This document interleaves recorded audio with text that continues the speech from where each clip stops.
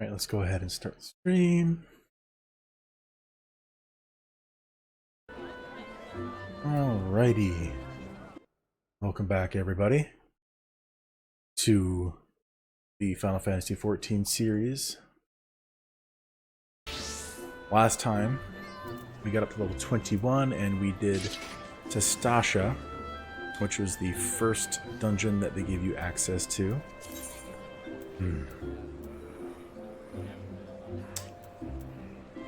I'm gonna go do this mission here. Cheaper to use the airship. The story mission for the gladiators. Nope, you can't jump over that.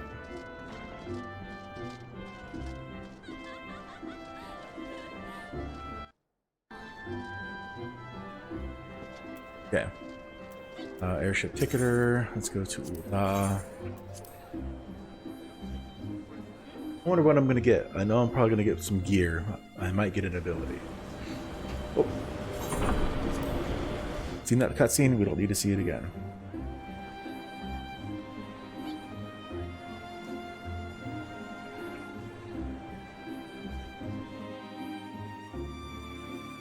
Come on. That's right, it's been taking a while to load these things. I've got to keep commenting on that because it really does annoy me.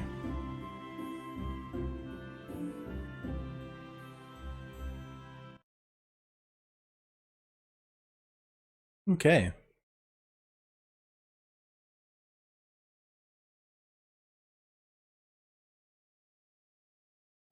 Let us exit. I'm going to go back to the Gladiators Guild, it looks like. I don't think it really matters which one I go to. There's going to be an Aethernet shard right where I am. Or at least right next to where I am. Come on. Pretty dang close.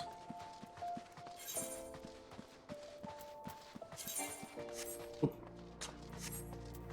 I paid attention, that would have been a little bit better. Okay, let's go to the Gladiators Guild, pick up the next mission, next quest, and see what they have for us.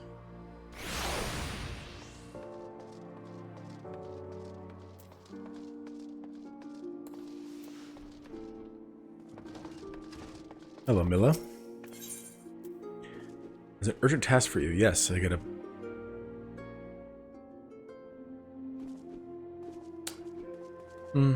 More blocks, but they're not as strong. I think that's actually a pretty good update. And that's going to be a nice update, too. And none of... Oh. New headpiece. Heck yeah, because all these pieces came from the training. But they didn't give you a headpiece or... Yeah, so this is definitely worth doing. Glad you're here. One of our members has been attacked and gravely wounded, and I need you to go help them. I suspect this is the work of more bounty hunters. It may even be a trap to lure more of us out into the open. I can read. Nevertheless, we cannot ignore our comrade's plight. Last he contacted us by link pearl, he said he'd try to seek shelter at the coffer and coffin. Take this potion and search for him there. Okay, so the coffer and coffin. Oh, come on. Central Thanalan. So... yeah, okay.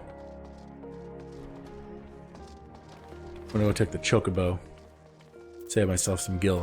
I still don't have a whole lot.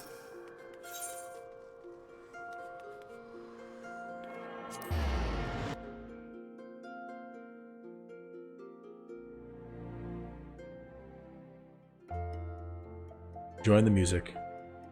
This is the nice quiet version of it. I think it's nighttime. Yep. Is that one? Leaves. Nope. No more have to worry about that. Well, good evening.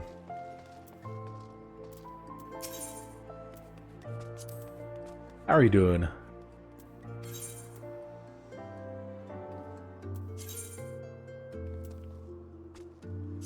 Oh.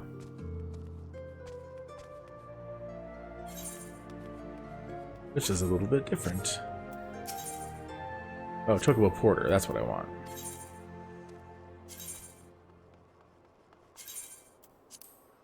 The other one lets me actually rent one and use it for a while.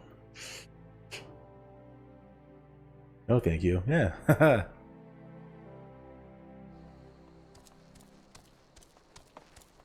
You here to watch and learn how to play the game of nods?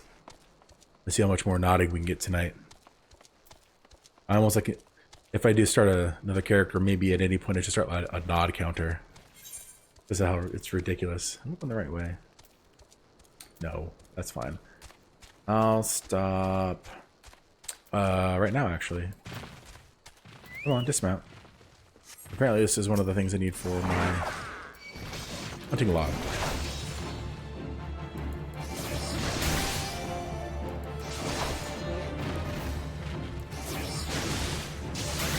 That was a little bit of lag. That was interesting. I need to kill 3 of them. Okay. Well, it's so easy to get distracted in this game. At least I'm not doing anything like other jobs yet, or the golden saucer, because that can really be a time sink.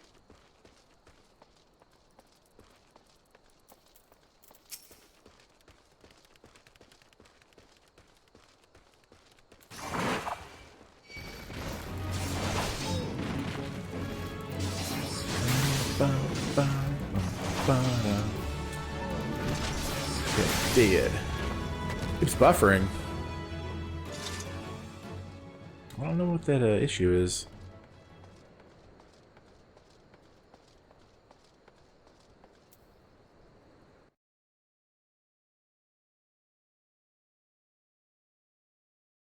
What browser are you using?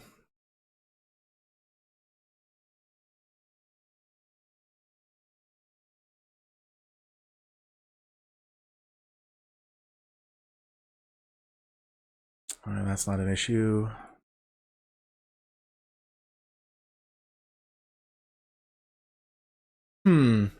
Here, let me try something.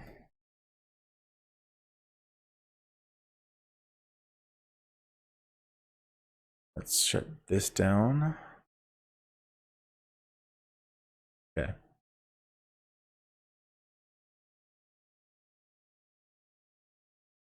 Alright. Let me know if that's an improvement. Also, hey Hex, how you doing tonight, man?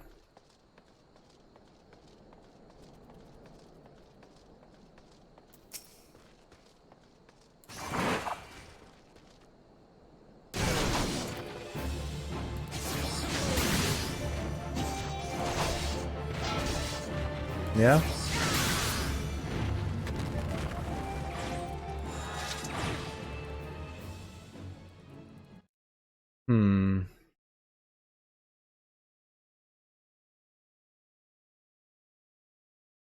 I'm not seeing any way to change any of that.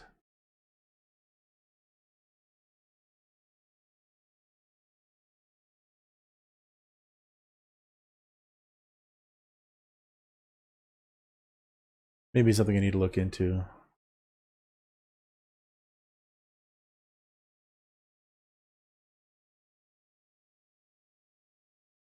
Okay. Yeah, if that helps, awesome.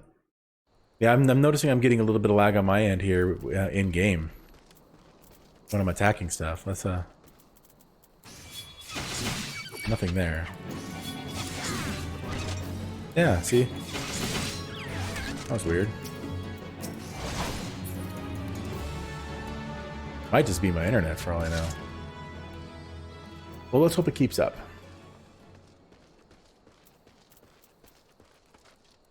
Wing.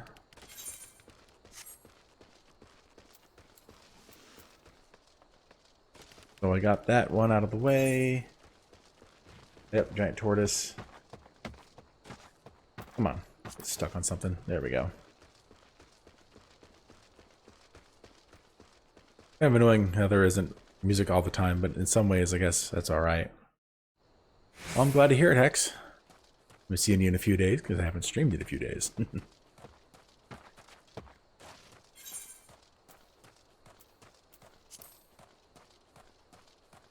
Weird.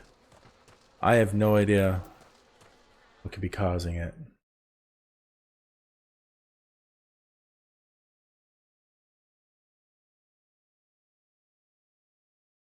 because they said that one of the issues and then one of the things that could be causing it is programs running in the background.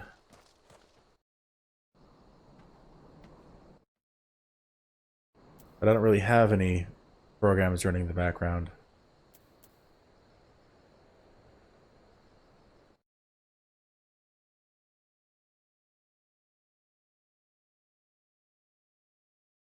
Try this.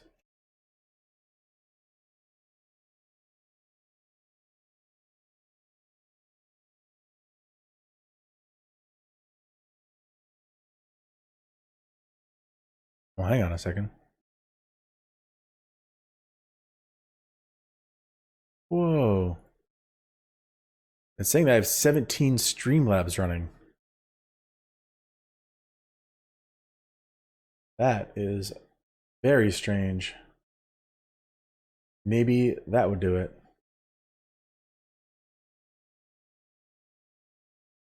Yeah, I'm looking at my...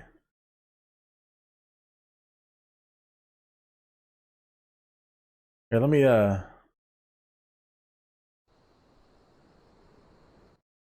reload the stream.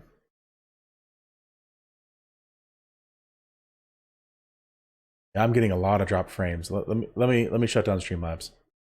Let me back in a bit. Now we're recording. Let's get back to going live.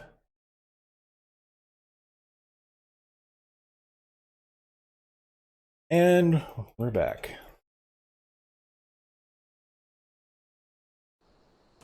All right. Well, hopefully this that's unfortunate turn of events improves everything. We were buffering pretty severely apparently. There were 17 instances of Streamlabs running at the same time somehow. Turned it off. Turned it back on. It decided to do an auto update, so heck yeah. You know what? I'll do this. Get some experience. I know how level sync works. I just knocked myself down to level 11 so I can get experience here. I know, right? That sounds awesome. Perfect.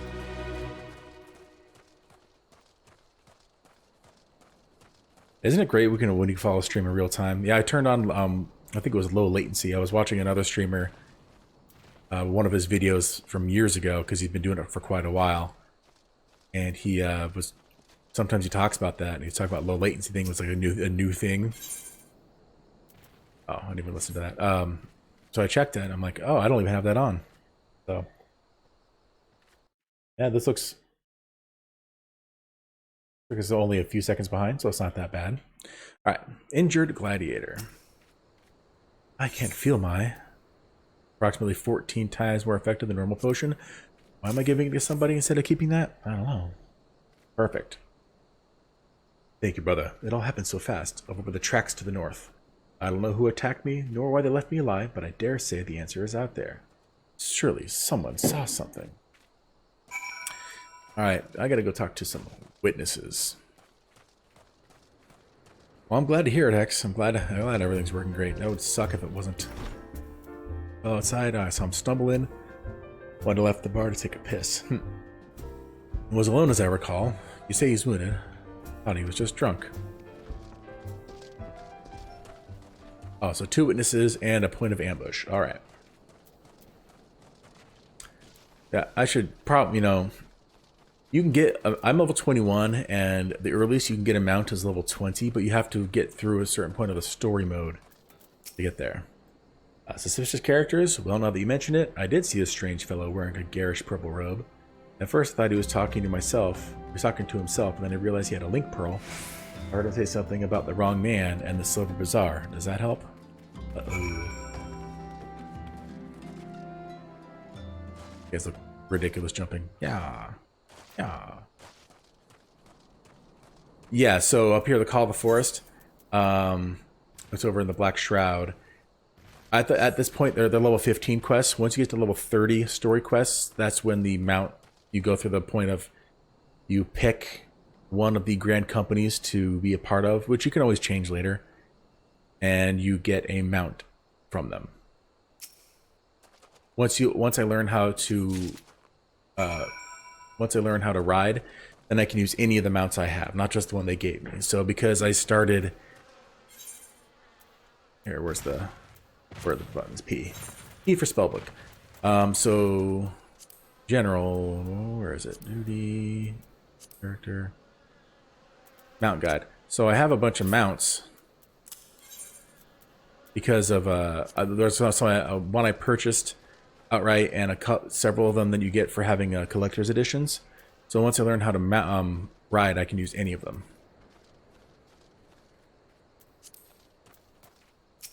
But I don't know how to ride yet. Purple robe, that sounds familiar. I was him, I'd swear it. Did you find anything else? I found a scorpion ring. Metal ring engraved to the scorpion, his tail poised, ready to strike. Pick this up at the tracks, eh?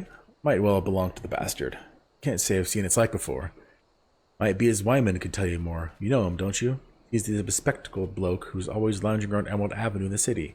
Of course, being the businessman that he is, he'll probably ask you to be compensated in exchange. Show the ring to Wyman. He's sure to know something about it. Back and forth, back and forth. This is faster. Even going the opposite direction is faster. I'm not going to use the full teleport because it's expensive. If I teleport, it's going to be 176. Yeah, I do have the fat chocobo, and his music's funny. Every mount has it's not necessarily unique music. Some of them do. The fat chocobo has unique music. It's like the chocobo music, but funnier.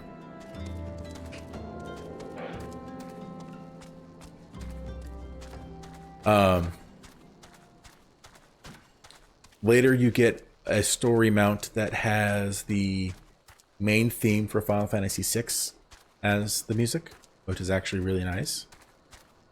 I just want to listen to that. It's kind of annoying because the mount itself is really loud. It's mechanical, so you hear the banging when it runs.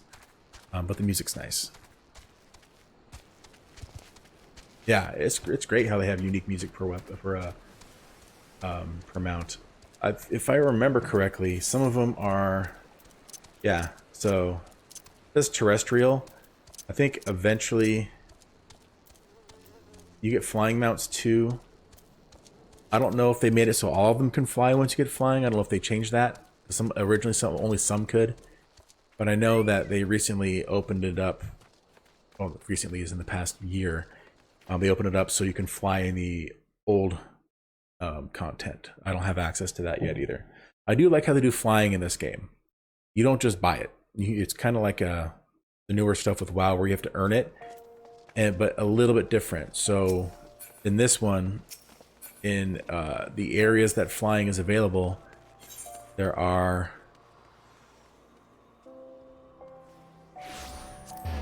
like area you find what it's called an aether current. It's like this green orb of air that's like swirling. So you activate it, and after you get all the aether currents in the area, then you can fly in that area. You get some from quests, you get some from dungeons, you get some from just exploring, which is interesting. Am I in the wrong spot? Yes. Whatever. Interesting, because by the time you get it, you're pretty much finished with that area anyway. Well, that's how it usually is. It's handy when you're farming for fates and crafting and gathering and stuff. But for story mode, it's not going to be much use to you.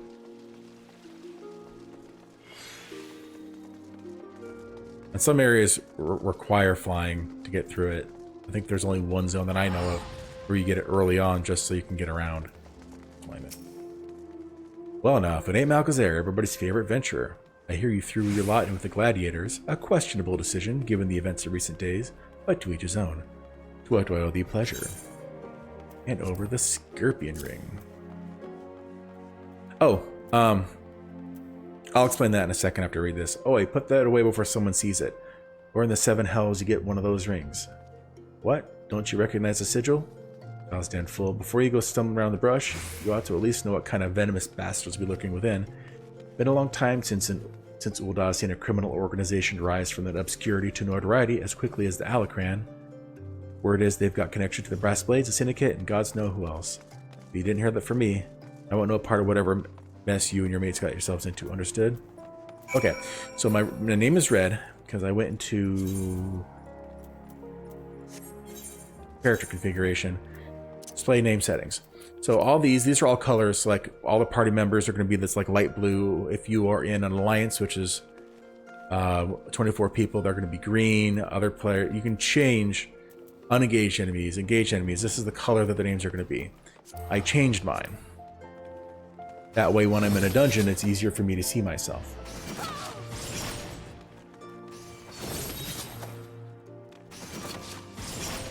Because I think the default name color is the same as party member name color. Yeah, you can change all these. Like alliance members, I can change to whatever I want. And you can change like when their health shows, always show their name, show their title, all that stuff. You know, there's a lot of options. So it's very customizable in that sense.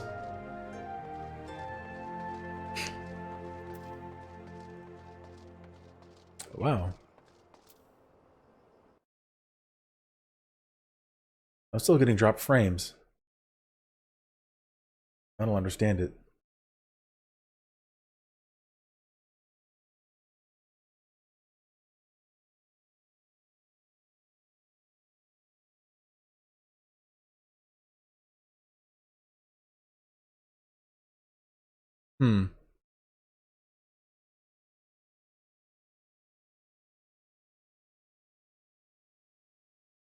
Okay, well, if it's still working good, then I will leave it. Let me know if it changes, though. Hey, can you hear me better? I uploaded. I know you saw it on the Discord server, but I uploaded some Hollow Knight videos this week. And when I was after I recorded them, of course, afterwards, I listened to them, and I realized that I could barely hear myself, and that was really, really annoying. So.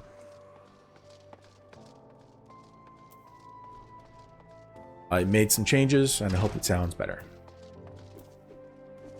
I think the main reason is the game sound was just too loud, but I also made some changes to my microphone settings too.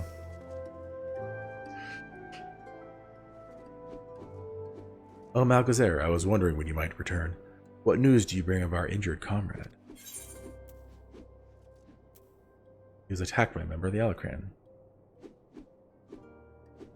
Oh, really? Okay, well, I did record myself a few times and played it back, and it sounded better. Well, let's hope that it works better in the YouTube version.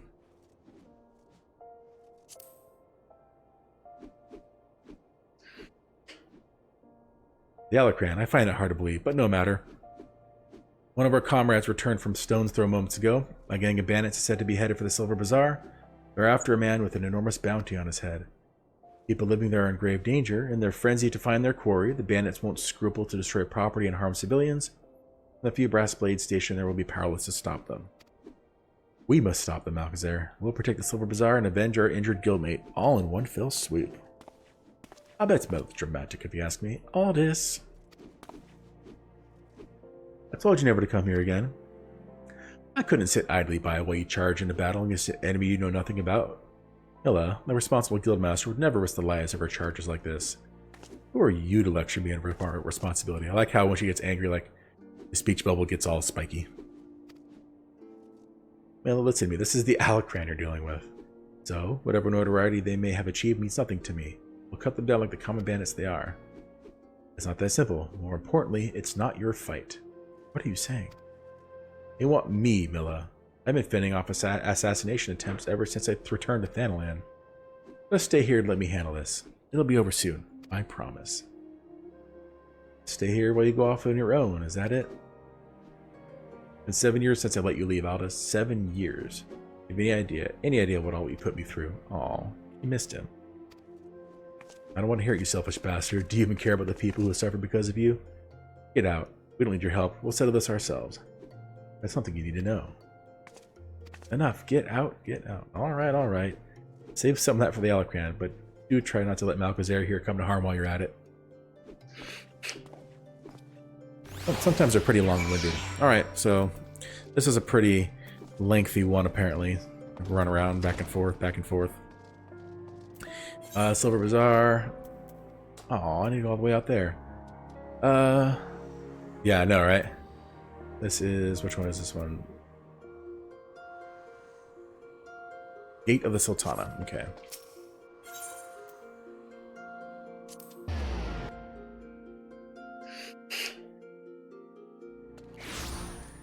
I haven't even really delved like hardcore into the story yet.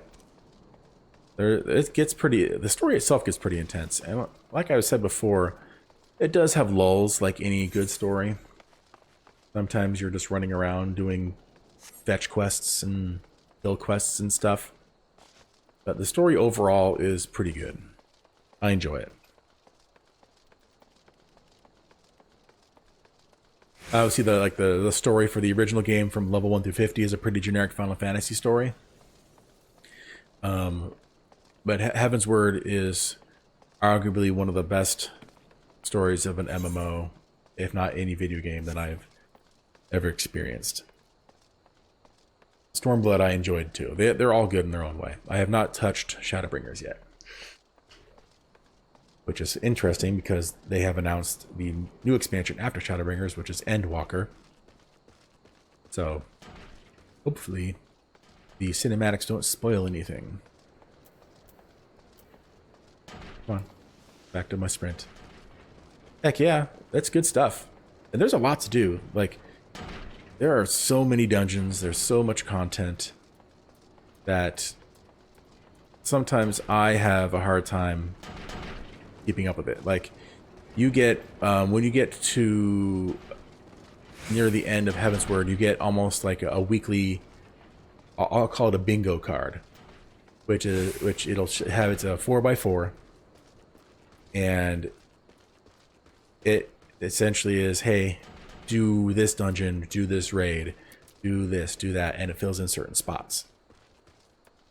A bingo card in game. And then I don't have them yet, I don't think. Do I have them? There's a bunch of things I don't have access to yet. All these logs. So there's sightseeing logs, crafting logs, I haven't crafted or gathered, haven't fished. Orchestrion like challenge log. This is a good one. So challenges are essentially like daily, weekly things you do in order to get you more money, more experience. In that way, it's kind of like a phone game. Sometimes you come in every day to do something in order to get the most out of it, but I never do. Yes, you get rewards for completing the lines. Here, let me look it up. What was it called?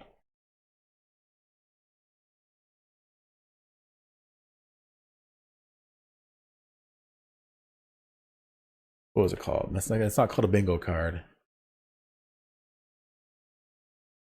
Wondrous Tales. That's what it's called. It's called the Wondrous Tales.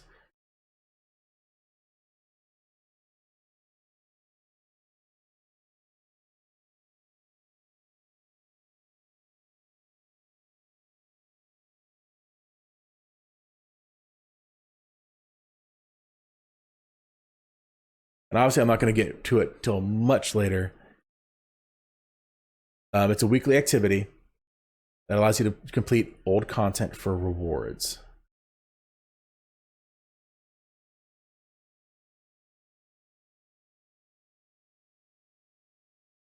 As you do 4 dungeons, plus 12 of the following, which may be some, looks like some extreme, which is the hardest version of trials, which are like single enemy encounters, raids, things like that. So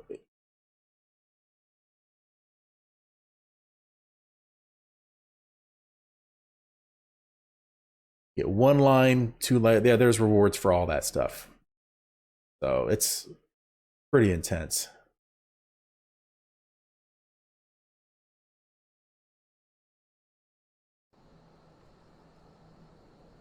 I never played Phantasy Star Online.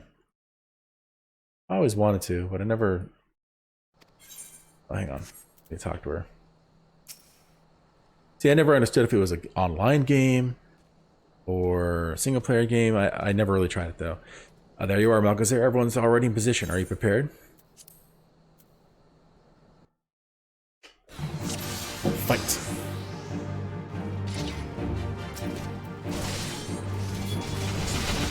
Oh, stay focused. Okay. Do one at a time. That's what she's saying. Don't get too many people on you or you're gonna get wrecked.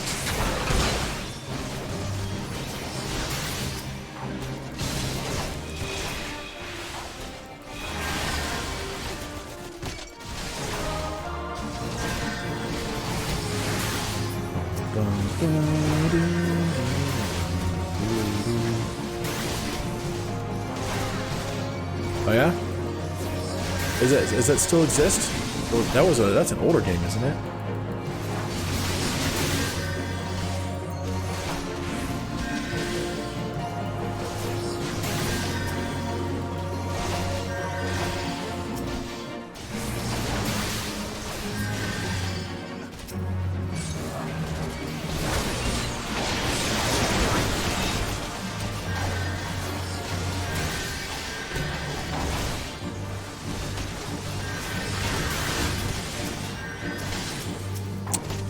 Oh, click on it manually. I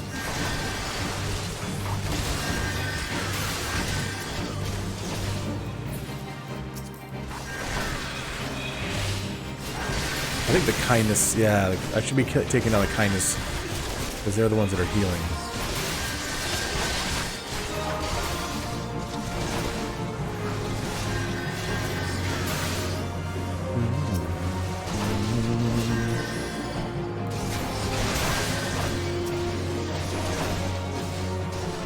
Oh, what am I thinking of? I thought it came out like a long time ago on like the Sega Genesis or Sega Saturn or something.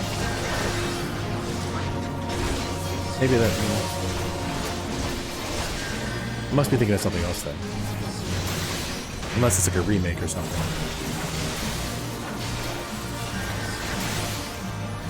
Oh, the charity's the tank. I'll click on the cast.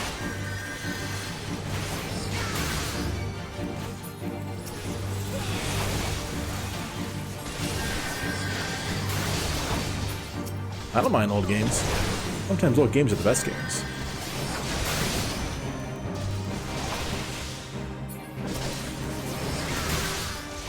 Like my favorite game of all time is Chrono Trigger.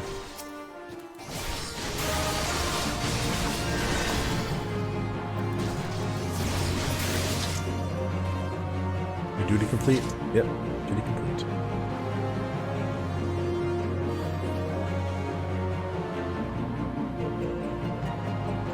Haha! Rejoice, gladiators, for the day is ours.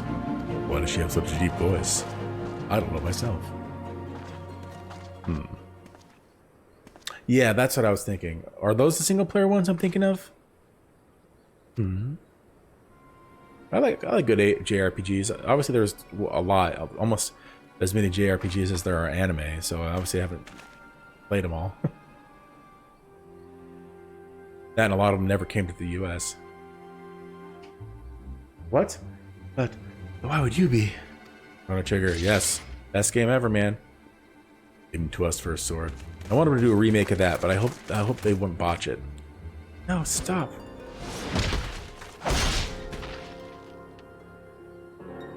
Look at that claw. Such brittle blades, so easily broken. Perhaps the first sword is made of stronger steel. Hey, Verzana, our business here is over. Yeah, I've been talking to my fiance. She's not a gamer, like, at all. What have we done, Lee? What have you done, Leopold? For a sword, we must withdraw. The wounded need tending. Let us take them back to the guild.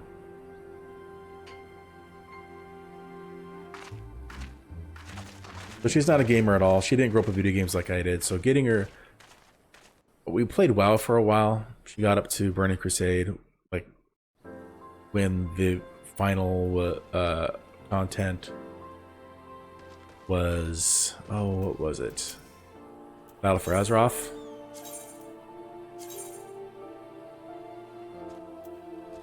Yeah. Then she did the trial on this. She enjoyed it, but she didn't really like. She watches more shows. She doesn't want to put that kind of time into a game. So we played a bunch of games together. We played Borderlands, the first one. We didn't do much of the DLCs. We played Diablo 3. We played... What else did we play? Degrees of Separation. That was it was an interesting puzzle game. It takes 2 players. We played a few games together. I did find a genre of games she did like, and those are the ones that like Detroit Become Human, Heavy Rain, Until Dawn. Until Dawn was the first one of that genre we tried out that she really liked because she likes horror as well. But again, she's not a gamer, so I'm like, well, if there's one game I really want you to play, it's Chrono Trigger. And I'm thinking of recording it. Maybe not on stream, but on recording. Because being my favorite game of all time, I kind of want her to experience that. So anyway, yes, I'm cautious of remakes as well. I did play a little bit of the Final Fantasy VII remake. I did not agree with some of the changes they made, especially to the combat. I really miss the old school ATB system for JRPGs. It just worked better for me than button mashing. Yeah, I love gaming together. It's so much fun. Unless she gets super upset. She watches me game here and there. Like I showed her a little bit of Dark Souls the other day, because I had it on the PlayStation. Like it was the remastered version. And of course I died a lot, you know. And so that's another one of my favorite games.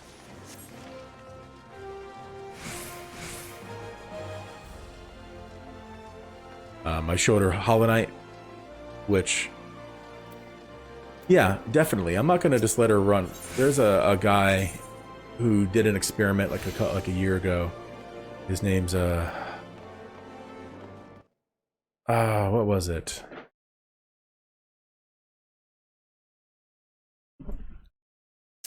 I follow him on YouTube. Ruzbatin or something. Hang on, let me try to find Rasputin, that's it. He did an experiment with his wife, similar to what I want to do, but he had her play a bunch of games, and she was the same way my fiance is. She didn't grow up with games, and he really comments on how interesting it is that the things that gamers who have been playing for quite a while, all the things that the skills that they have accrued, the generic knowledge they have, and the expectations they have based, yeah, that's it. Rasputin. And how people who have never gamed don't have any of those, and he's just like, no wonder it's hard to get people who've never gamed into gaming now, because they didn't have that in their childhood and they have other things going on, and not very many games have a sufficient enough tutorial to get people all the skills and knowledge they need to actually play it. Yeah, it's pretty cool. I like it. Give me a moment, Malcazar. I need to think. I wanted to spare you this, Mila. I begged you not to go.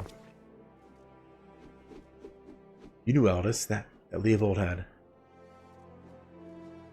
Leovold and I once fought side by side in the Colosseum. The twin swords of Nobthal, they called us. Never lost a match, honored by the bull of Alamigo himself. That was then, and this is now.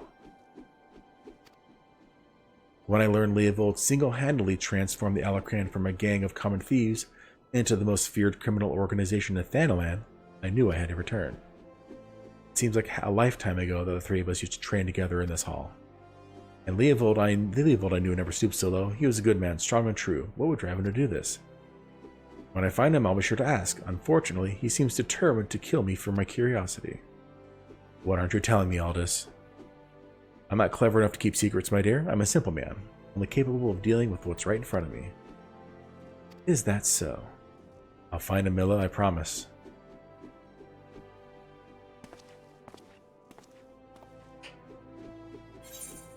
All right, so the only one that's going to be a buff to me is the Iron Salata. It's a pretty good buff too.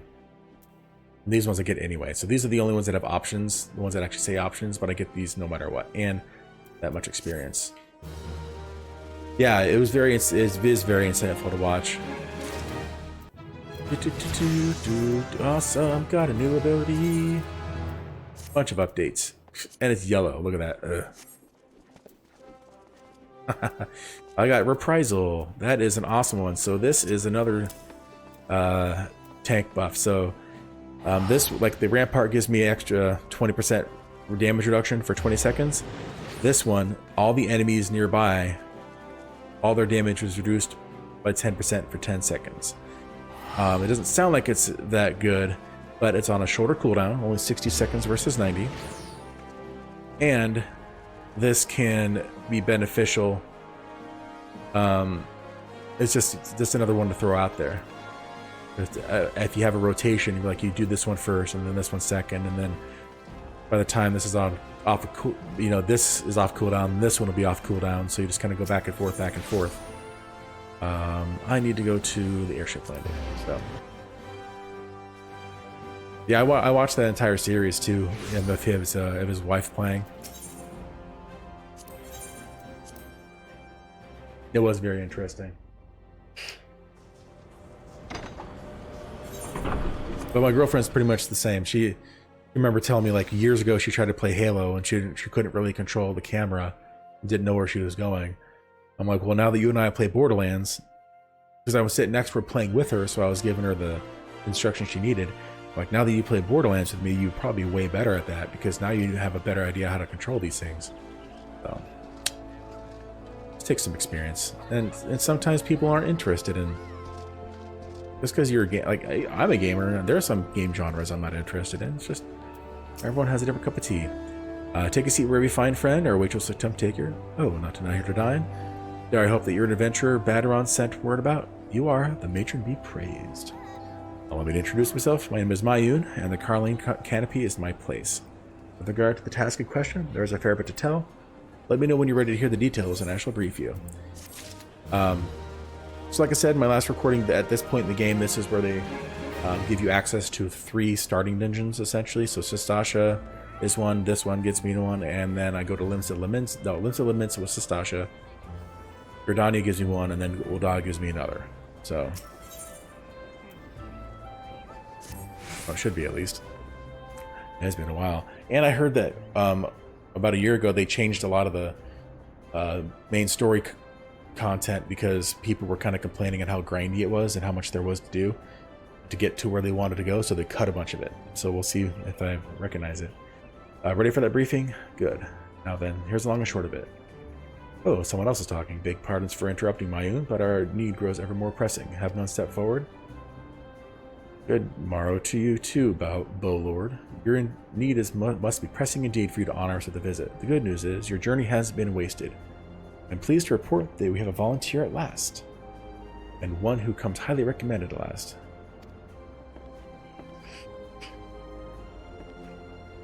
Thanks for answering the call, friend. My name is Lewin, and I lead the men and women of the God's Quiver. Now, time is of the essence, so I shall proceed directly to the heart of the matter. We wish for you to nip a potential threat to Gridania in the bud. Beneath the central shroud, there lies an underground burial site called the Tamtara Deepcroft. Yep, I was right. This is the next dungeon. The place was once a Gelmoran settlement, but we Gridanians have long interred our dead there. Of late, however, shadowy figures have been skulking about the Deepcroft, and with ever-increasing regularity. Based on the accounts of various witnesses, we suspect that these individuals belong to the Lambs of Dalamud, a doomsday cult, which sprung up prior to the calamity. These zealots have proven themselves dangerous in the past, and we leave them to their own devices at our peril. Ordinarily, I would have dispatched my best men to scour the Deepcroft with orders to flush cultists out. Alas, the calamity decimated our ranks, and the limited forces at my disposal are constantly required to keep the Ixal at bay. The Ixal is one of the beast tribes. The Birdmen. Yep, the Ixal, the Birdmen. They have grown restless of late, and I fear a storm may be brewing. In anticipation of this, I have been compelled to spread our forces throughout the Twelves Wood, lest we be taken unawares. The situation so being, we must learn to turn to others to deal with the Lambs of Dalamud, And we rely on you to undertake this task, my friend? Yes. You have my gratitude. Once you've been... yeah, that was very exciting. You have my gratitude. Once you've seen to your preparations, pray make your way to the Deep Croft and identify yourself to the guard posted at the entrance. He will apprise you of the latest developments. That is all. Be careful out there. Here, may the crystal guide you and keep you.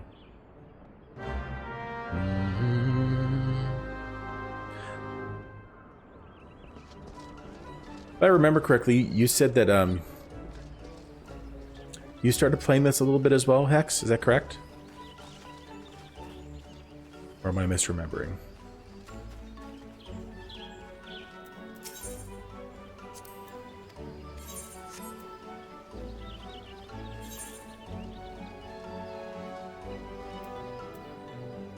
Let's go this way.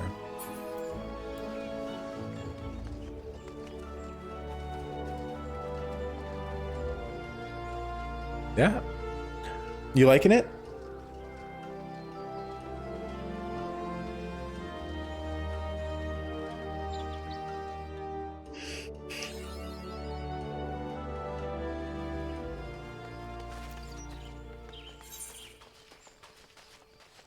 Or get that. It is. There is a lot of stuff. Like I was saying earlier, there is a place I haven't even gone into in a recording or a stream called the Golden Saucer, and it's essentially just a zone of just mini games. Tons of things, and that is where I believe that's where you learn how to play a card game. I think it's Triple Triad in this one. Yeah, I played it a little bit back in the day, like a year and a half ago.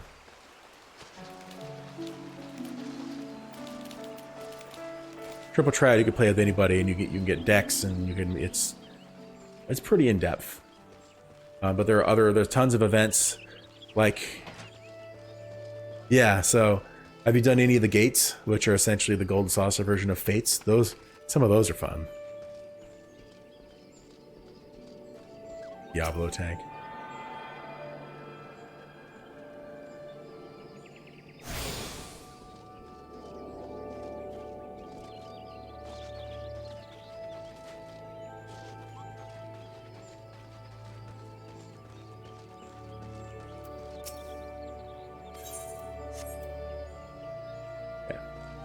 Alright, so I need to go that way. Yep. Leap of Fate's fun. I don't even remember what they're called, but there's one where you were on a rail. Yeah, the samurai one I never finished either. But the platforming is actually pretty fun on those Leap of Fate. If you haven't already, look into the Fashion Week. Because every week there's like a fashion setup that you have to put together, and you can do the research yourself, or you can just Google it. Somebody's already figured out what the best way to get the most points is. You have to have 4 very specific items. Some of them are very expensive, especially if you need them for the Fashion Week, because people are like, I can make money on this, and they'll just charge a ridiculous amount on the market board. Once you get all 4 of those pieces of gear, you pay if you're looking at that guide, make sure you pay attention to the colors, because the colors give you extra points. Once you get max points, then not only do you get a lot of saucer points, but you also get a new title.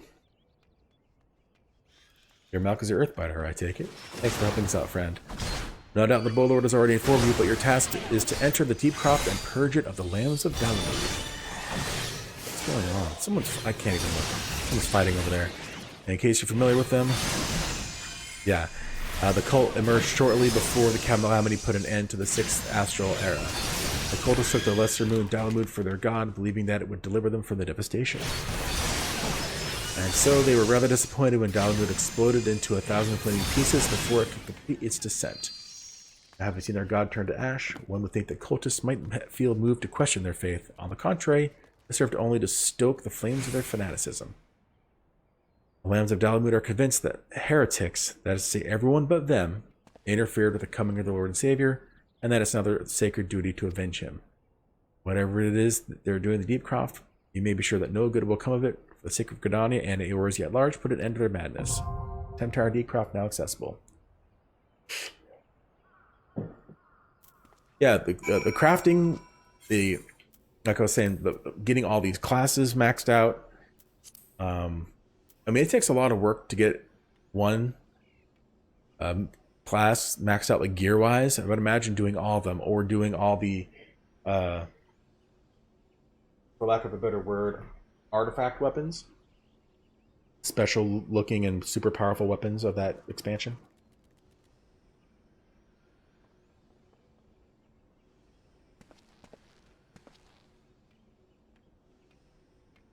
Excuse me. I don't know. Parched there. Yeah, so keep an eye out for just things to do. There's so much. That's you, correct? Yeah. Oh. Do I have access to a roulette already? What? I didn't know I got access to a roulette already. That's new. I thought you had to have like... Oh, I need to have 2. So when you have more than one dungeon, or one, like, this is the dungeon roulette, this is like the raid roulettes, the trial roulettes, that thing. Once you have more than one available, then you can actually go into the random, and you get extra points for it. If you are the adventurer in need, that is, say your roll is in short supply, you will receive an additional bonus. So right now, the adventurer in need are healers. So healers will get an extra chunk of experience. I'm not looking for that though. I just want to get through the Tamtara. So let me go ahead and do that. Join as a tank. Average wait time 7 minutes. This is very strange. Usually tanks are like top of the list. Apparently healers are the one that are low right now. Yeah, there's so much stuff to do. Like, here you go. So right down here, Aether Currents. It's grayed out because I don't have access to that yet in game. But this is where you can keep track of all the Aether Currents and all the zones, so you can see which ones you're missing Aether Currents in. Orchestrion list is essentially you find soundtracks and you can put them on the Orchestrion in your room at the inn, and you can play whatever songs you've found. Some of them come in pieces, and you have to get a crafter to put them together. So that's what that is. Sightseeing log, crafting log, raid finder, duty finder. Recommendations is pretty cool. So you're like, I'm bored. What can I do? This will give you recommendations. So it tells you, like, especially in the area. Yeah, this is just in the area you're in. So these are side quests. This is a quest to get access to the player housing for this city. Then here are some fates. The fates have different symbols depending on what you need to do. Usually the ones with the monster face, you can barely see it there, are just an individual creature you need to take down. That's what this is. And then the ones with the sword and shield are just a whole bunch of things. Yeah, it always opens up immediately when you log in. You never have to do it, but I usually keep an eye out for that. Like, if I'm usually running around, I usually just do hunting log. There's nothing in this area for hunting log. Western Thanalan, Central... Oh, I guess not. Oh, that's Thanalan. I'm in Central Shroud. Yeah, see, these are all in Thanalan. Alright, let's do this other dungeon here. Because the Gladiator starts in Thanalan, most of the stuff's going to be in there.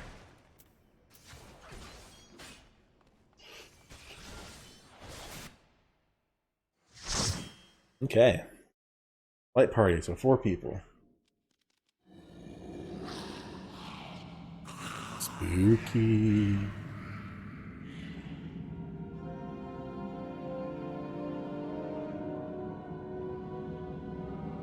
I ran this a lot when I was doing some farming for my Zodiac weapon. You have to, like, do dungeons in order to get points, and this one actually happened to give a lot for that.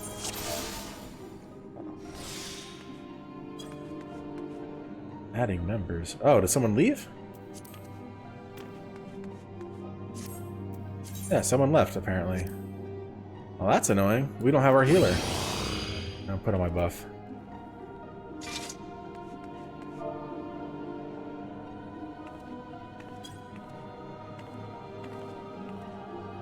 Healer took off. Yeah, this one's good. This one's good. Did you do the next one too? The Upper Bill Mines?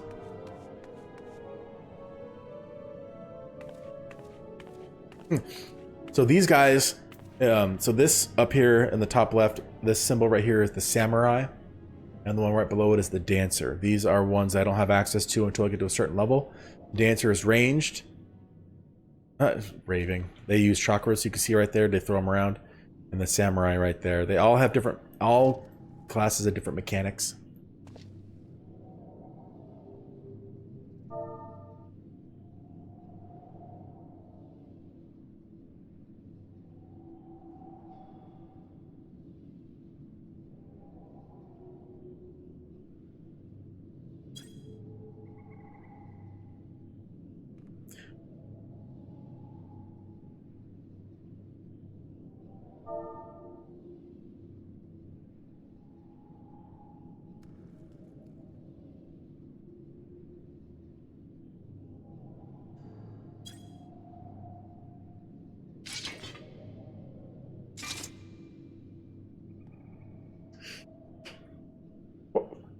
Well, this sucks. You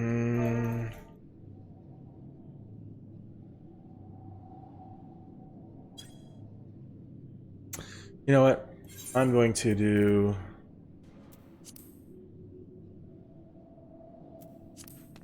Where is it? Party check.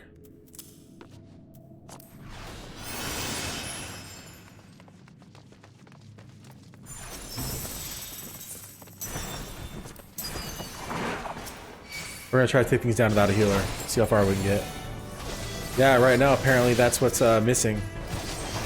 That's why the healers were the party, the adventure of need. Okay. I'm gonna wait a second for my health to come back up. I don't have any other healing.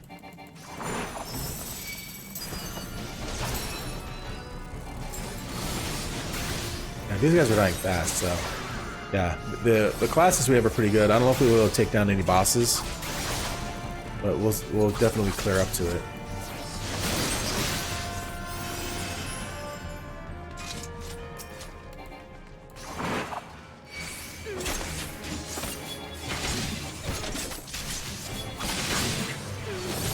Usually if I have a healer, I grab more than one group, but you gotta take it slow. Yeah, Ifrit's cool. You take down a bunch of those, icons. Like, when you get into the other expansions, there are even a ton of icons that aren't even, like, related to any particular element. They're just, essentially the deities. Oh, come on. Why can't I... What is going on here? Why can't I... That was weird. That is essentially the deities of their particular beast tribe, and every expansion has more beast tribes. So.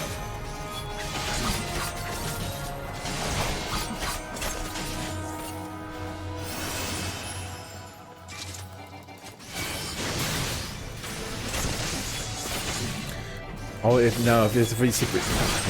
it's your first time in a dungeon, make sure to keep an eye on your map, because there are certain areas that if you just go straight through the dungeon, you don't actually get to.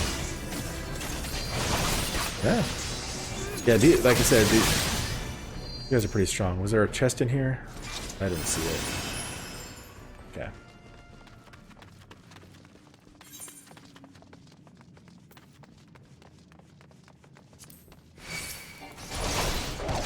Oh, we got 3 guys, so I actually need to throw up some, I'm gonna throw up some damage dealing and some damage reduction. Gives me a potion.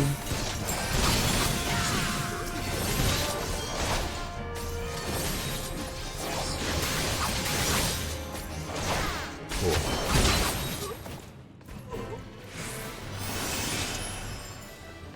Alright, so this is the first...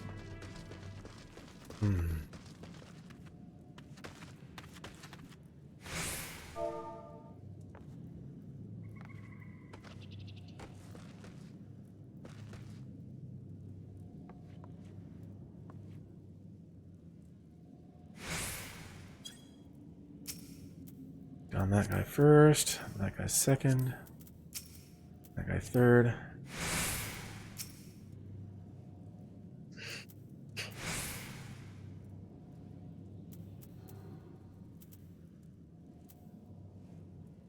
Yeah, that's especially the last boss. These bosses we might be able to pull off. But I do have potions. Okay, so what I'm going to do is I'm going to go ahead and the ready check. Make sure everyone's ready to go. And here we go. So I'm going to throw down the reprisal because it hits everybody.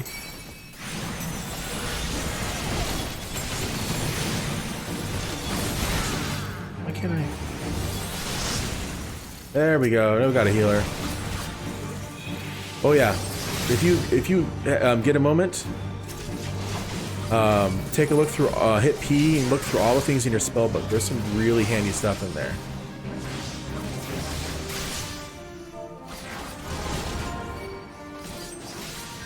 Especially since this game doesn't allow add-ons, they have to have a lot of the stuff built in, like a ready check. And the signs. There's even actual ground markers. So you can put like, oh, stand in this area, or don't stand in this area, or whatever. Look at that, much better than what I had. Well, not much better, but a little bit better. Yeah, so this one, you can, it even tells you what it targets to attack, and then this one's targets to bind, it targets to ignore, and then you can just put generic symbols. So. See, now we can get moving. So we have ourselves a healer. And they know what they're doing. See how their the symbol in front of their name is like a crown with a sword? I don't know exactly what that means because there's so many of those. But yeah, I'm the only one that has a little sprout because my character hasn't gotten past, what, like level 70 or something like that. Yeah, there's some really handy stuff. If you like actually look at all the stuff, it's very nice.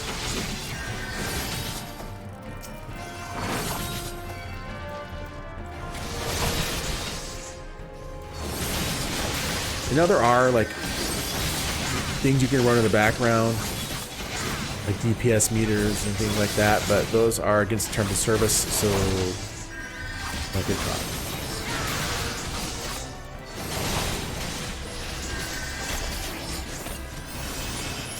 I never use them.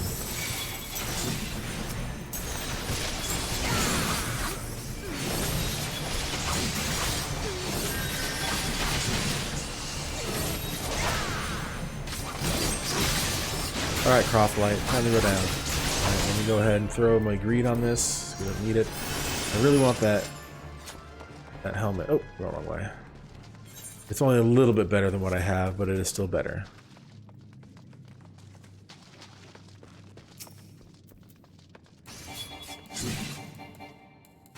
Uh-oh. Am I having issues here?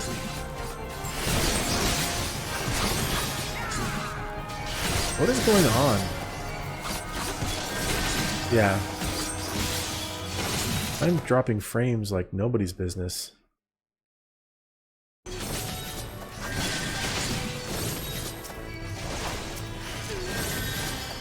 Okay, like, I just looked over and it's like, hey, you have 21, there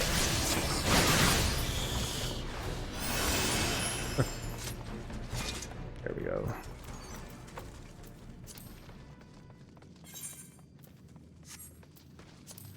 They gave 21 notifications that you're dropping frames. I'm like, what's going on? I don't understand. There we go. My internet may be on the fritz, and that's no good.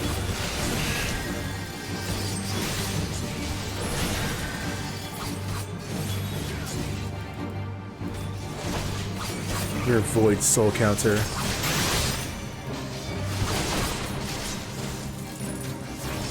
Oh, someone put a bind on him. I tried to, at least. I don't know. I don't think it has anything to do with the... I was having a problem before I updated it, remember? Hold on. Give me a heal. I mean, I know... Dang. I know you're an awesome healer and all, but dang. Ooh. Oh, I can't even eat on those.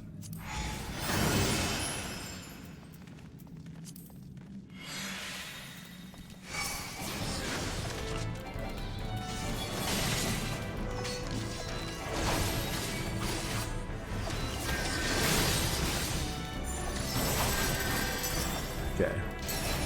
Are you pulling more dudes? Oh, you're just healing from there. Gotcha.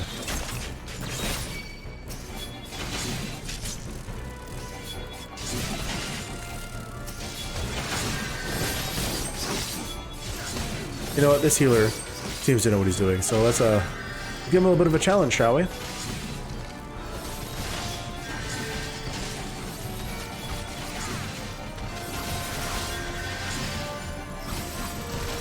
Not even a challenge, because I popped the cooldown. This may be more annoying for the DPS, because they have to actually move with me to do damage if I move around too much. So try not to do that. Okay. So much items in here, but no one's rolling. Ugh. Watch me get everything.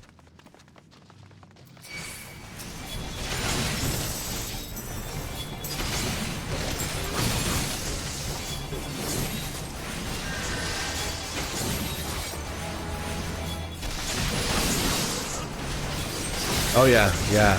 That's something that if you've never dealt with before, it will be interesting for you. You can see how the loot thing down here. You can check that from anywhere.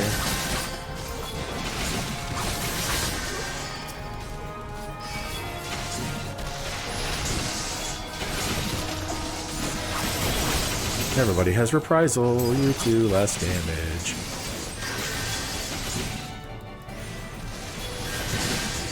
Oh yeah, it's very nice though. That way, you don't even have to be the person to check it. As long as one of you can run ahead. It's like if as a tank, I can literally run ahead and be like, cool, got this. Yeah. So it looks better than yellow. You can run ahead and keep pulling things with your healer and one of the DPS, and the other DPS can touch this chest and run. It just makes things move faster. It's very nice.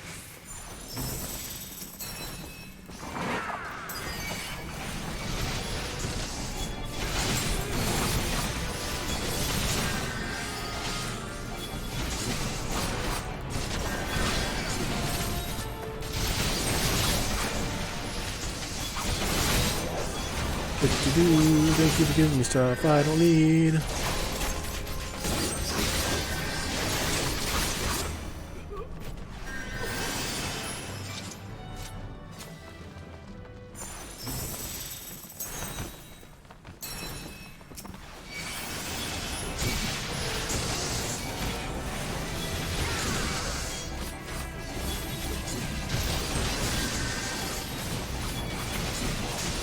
Can't wait until we get some of the harder dungeons.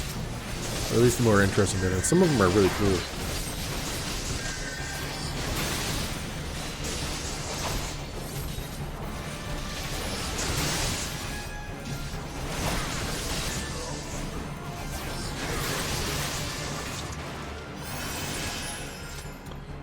Alright.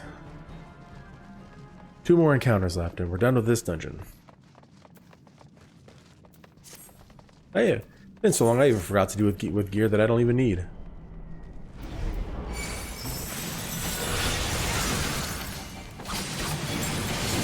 Oh, well, come on. There we go. Got everybody. So do you tank? What role do you take on when you play?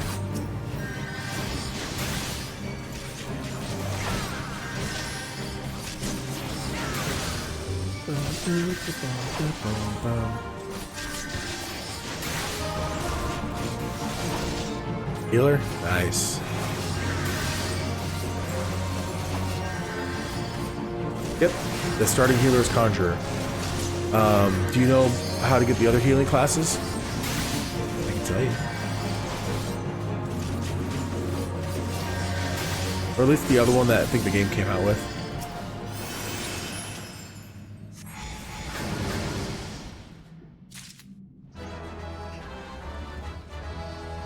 So, and you can always look it up. One of the other classes is called the Who Summons Me from the Void to reside within this crude vessel. It's called the Arcanist. It's one that starts off with a little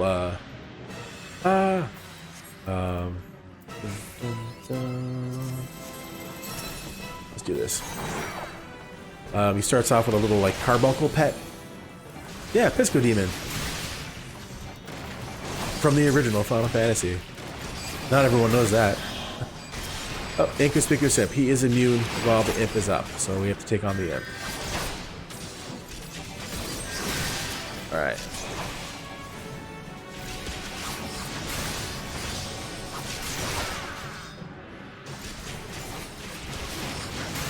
So when you get the Arcanist, my job is to pick these guys up, do this. There we go. I think these guys would know to take down the Inconspicuous Imp. Or whatever. So when you get the Arcanist up to level 30, at that point, I don't remember if I can stun it or not. I'm just going to walk away. Yeah, I can stun it. I could have stunned it. Okay. I will stun it next time if it does one. And when you get to level 30, it splits from Arcanist. It splits into two different classes when for their jobs. One of them is Summoner, and the other is Scholar. Summoner continues down the damage path. You don't have the carbuncles anymore. You have essentially smaller versions of smaller versions of the primals, which is really nice.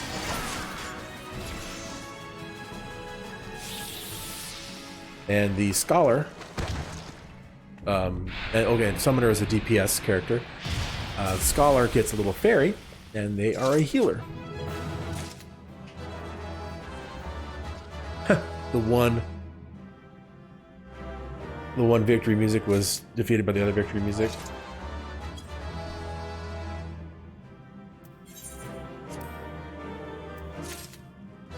I got everything. Any other upgrades? Nope.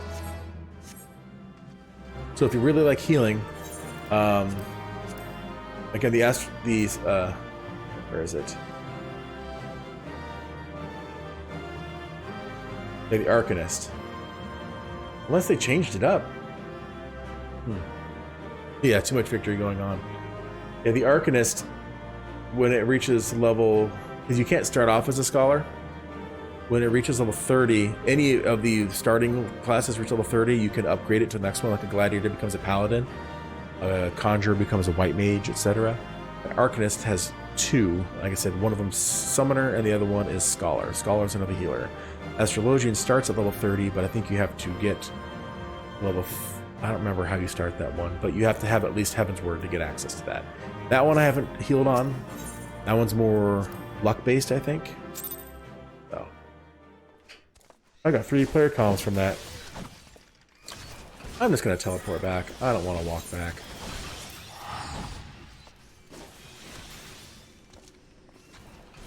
I mean, the other option is to...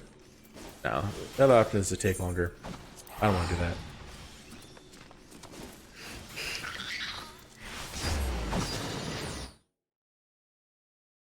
So if healing is your thing, definitely take a look at what it takes to get the other healing classes. Because White Mage is pretty fun, but it's pretty basic in the way you play. You know, you just click on a guy and heal. Scholar, I think, is the one that has more shields to not only and a little bit of heals. So you can heal, but you can also not only just heal damage, but you can reduce damage taken, period, which is pretty nice. If that's your thing. I really like that idea. Welcome back, Malkazera. I am reliably informed that your foray into the Deepcroft was a success. Nor did I expect anything less. Madaron's ringing endorsement left me in little doubt as to your capabilities. Even so, you were to be commended. Warlord Lewin asked me to pass on his thanks. I mean, they all have utility. Like, obviously, the more further down you get in the classes, the more abilities you get. Some of them just big heals. Just, you know, I'm gonna click on somebody, hit a heal, and it's gonna big heal. I'm gonna do this button and it's gonna do an AoE heal, you know. Hang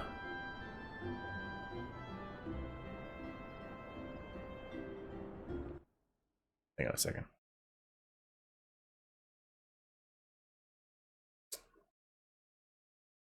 Going on, this chat box is like not allowing the entire thing to be in there. Let me fix something real quick. Font settings. Let's knock it down a little bit. Size wise. Let's try that out. Okay. Mostly just direct heal, yes. But yeah, look at Scholar and Astrologian if healing is your thing, and see if any of those pique your interest. They're you know, they're all great in their own way. No worries. Yeah, I see, that's better. I might say it's something of relief to be able to call upon such capable adventurer. Yes, please do. Because sometimes, like, let's say you love White Mage. You know, fantastic. You get max level, you have a great time, you get all the gear. You're like, you know what? I really like healing. Let me try another one. And then you try another one. You're like, this is great too, just in a different way. Same with tanking. Not every tank is the same. They all have the same general idea. You know, take the damage away from their buddies. But tanking on a Gunbreaker is completely different than tanking on a Dark Knight. Marauder and Paladin Warrior and Paladin are the closest in type of abilities, but Warriors don't have a shield. They just have a big axe, which is really cool. So this depends on what you want.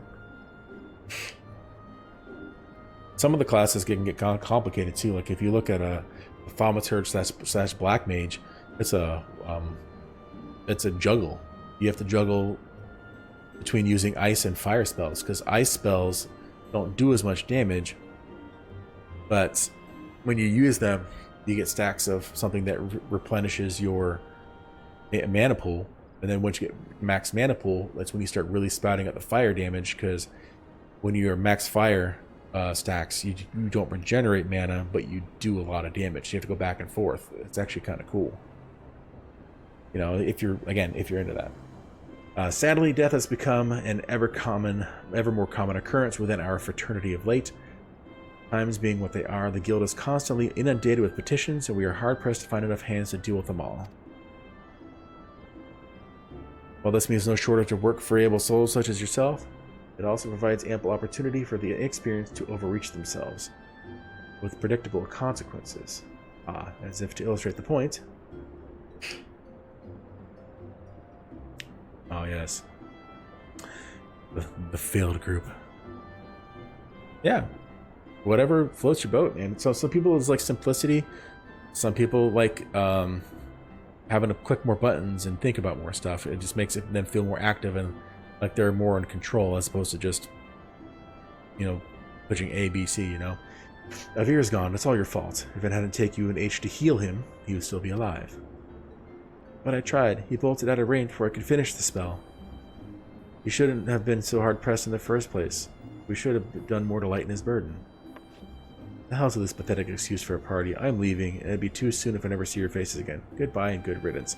This is supposed to be like an NPC party. There's a caster, bow, and then that was the healer, well, the conjurer, and the tank died. I'm leaving as well. I doubt this comes as a surprise, but I never liked you. I only suffered for you for your healing, but you couldn't even do that one thing right. Although this may sound, you brought this upon yourself. Oh, and by the way, a parting advice, get rid of Avir's head. Bury it, cremate it, do whatever the hells you like with it. For God's sake, stop carrying it around. It's just get rid of it, alright? Wait, don't leave me alone, please. Sorry there, please forgive me.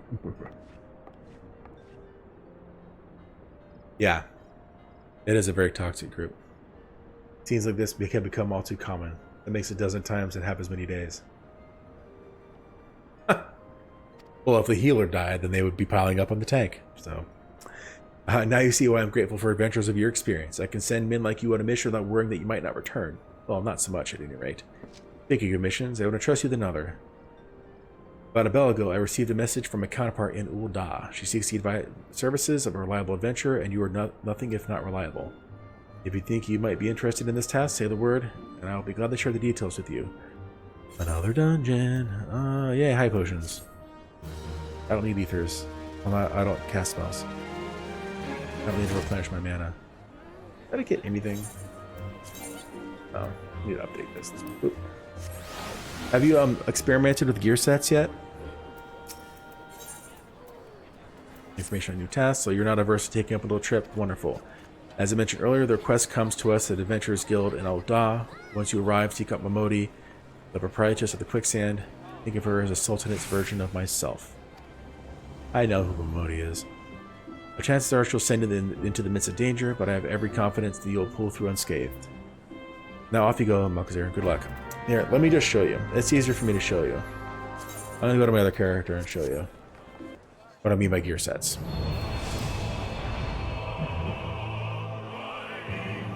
So, you know how you can switch between different classes. Yeah, he's level 72. You can switch from, as long as you're not in combat and not in a dungeon with people, you can switch between classes at will, right? I think I told you that last time.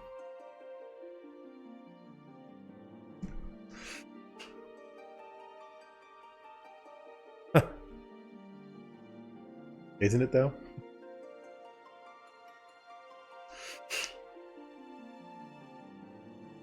All right, I'm going to show you how it works.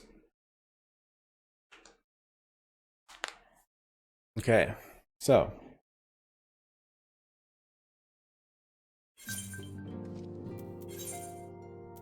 whatever, go away. Wait a second, what is this?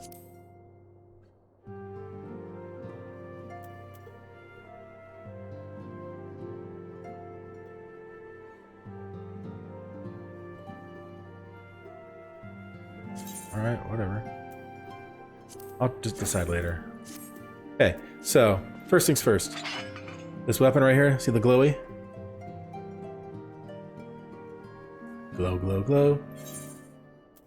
That is if you, because it is the Ragnarok Zeta replica. That is the first, yeah. It is very shiny.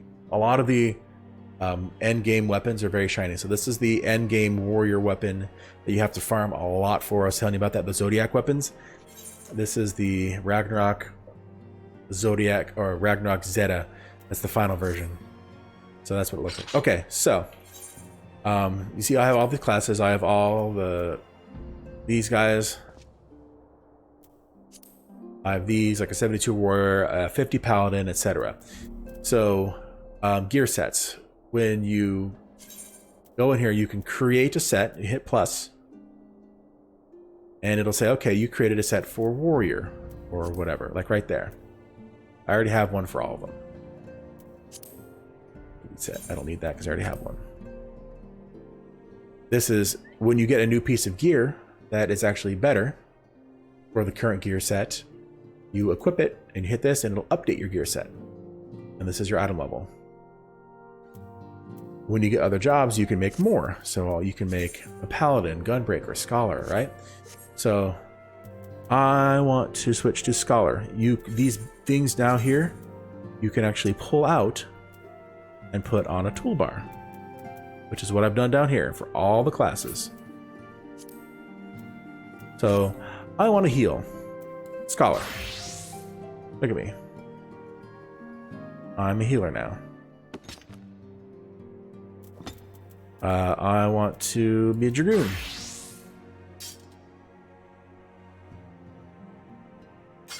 You know, I think I want to cook.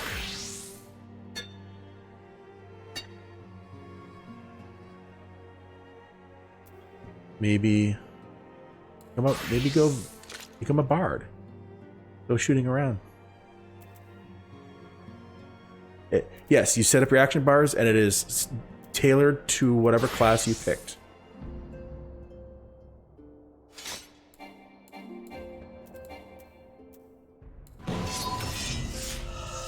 This is the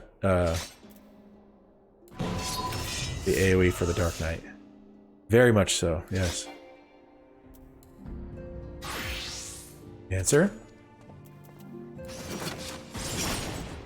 These are the AoEs, which are always cool. It's just beautiful.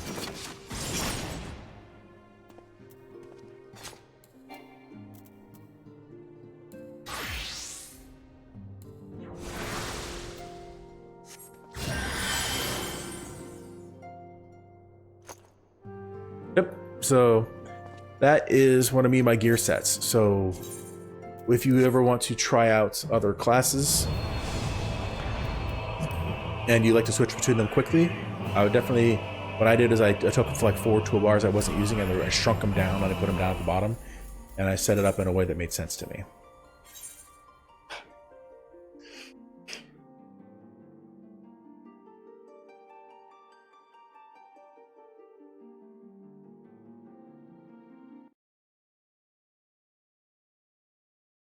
Yeah, definitely, man.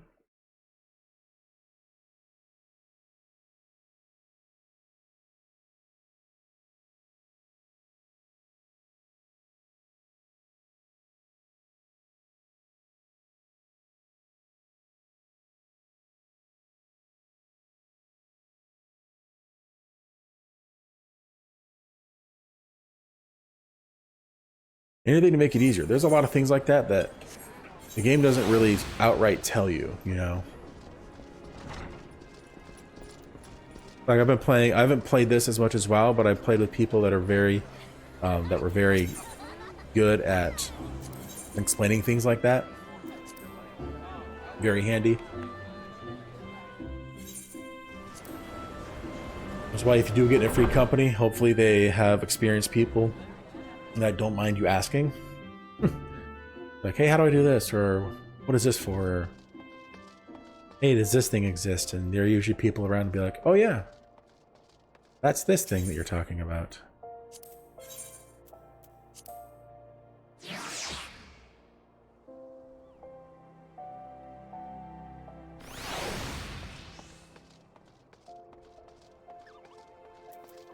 I am saddened. I have not run into any cutscenes where there have been any nods. At least not that I remember. Maybe it's because we're just going through dungeons, that's why. Welcome to Quicksand, my friend. I'm a tad busy if you wouldn't mind showing yourself. Oh, it's you, Malkazar. And there I was spouting the same tired line. Mayun sent word that you've been reporting for duty. She also made a point of calling you the adventurer of the moment. It ain't no small praise coming from her. But you didn't come all the way here to listen to me prattle. My prattle. Well, doubtless, you're eager to get started, so let's talk business, shall we?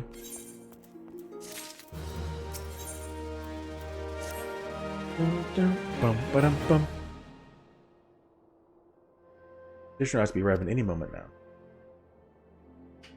God's almighty. Heck yeah, man. I would have been set afire. A tankard of ale would be if you'd be so kind. And free company, there's a lot of bonuses for being in a free company. Not just being in one and having people to hang out with. And the free company will have their, if it's a bigger one, they'll have like their own guild property. And they have like, one last one, and they had a ton of stuff.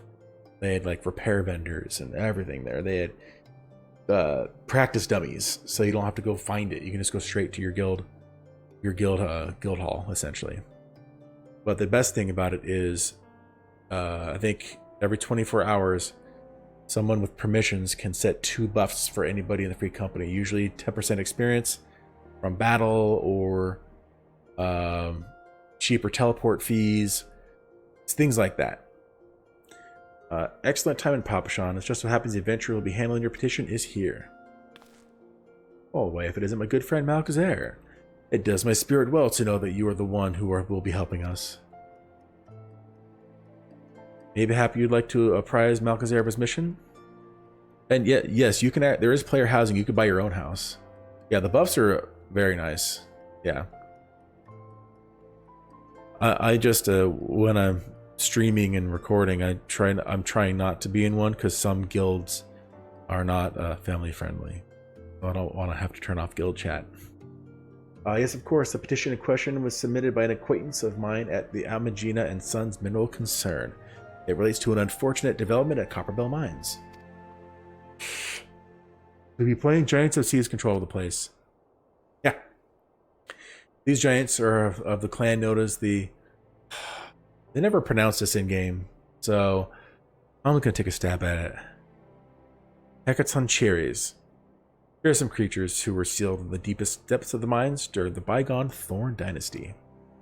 Alas, it seems they have managed to break through the layer of rock which served to imprison them, and now prowl the tunnels where the miners ply their trade. The creatures are justifiably angry about their treatment at the hands of their ancestors, and their presence has forced the suspension of all mining activities on the site. It's no wonder they're angry. Didn't the Thorn Dynasty come to an end over 300 years ago? You know your history well, milady. The people of that age used the Hecatoncheires to work their mines. By way of enchanted helms, they were able to bind the ferocious creatures to their will. But as is oft the way in such tales, these enchantments eventually failed, and the slaves rose up against their masters. In a desperate bid to contain the unbridled fury of the Hecatoncheires, our ancestors induced the collapse of the mine's lowermost levels. So it was that the great giant revolt was ended, buried beneath 100,000 tons of rock. Well, no, that got me thinking. I seem to recall there being an article about Copperbell and the Mythful Eye a fortnight or so ago. It said the mines were being reopened so as to meet the rising demand for building materials. Like as not, our boys dug a bit too deep and freed the giants. Gods, to think the poor creatures are still alive and kicking after 3 centuries. That's a long time to nurse a grudge. They must be seething. Indeed, and that makes them a danger to us all. There will be no mining at Copperbell so long as they remain. For the sake of both peace and prosperity, they must be subdued. This is the task which we would have you undertake. I'll not deny the mission will be rife with danger, but our need is great, and so I beg you, put an end to this starry business. Nod. There's a nod. Nods. Oh, man, that was a bow. I wouldn't count that. Gods bless you. I feared you might have reservations, but I assure you it is for the best. In case you don't know, Copperbell Mines is in western Thanalan. Do take care, you hear? Oh, and one last thing before we depart. An employee of Amagina and Sons is presently at the Quicksand. The fellow's name is Painted Mesa, and he knows Copperbell Mines well. It may behoove you to seek his counsel. I think I'm gonna, in the same area, I'll talk to him real quick. Look over at Painted Mesa, you found him, so you're the adventurer who's volunteered to deal with the mess down at Copperbell. You've got guts, mate. I just hope you've got skills to go with them, because things ain't pretty down there. I'm gonna look up how to pronounce this.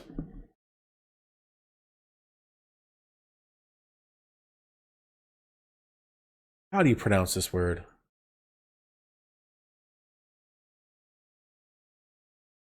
No, I don't want Greek mythology. Hecaton means 100, and Kiri means hand. So how do you pronounce it?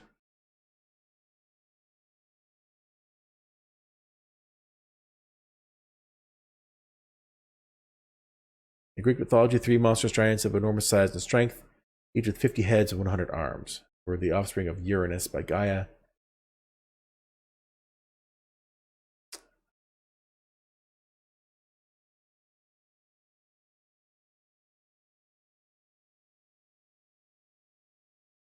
I don't want the audio pronunciation.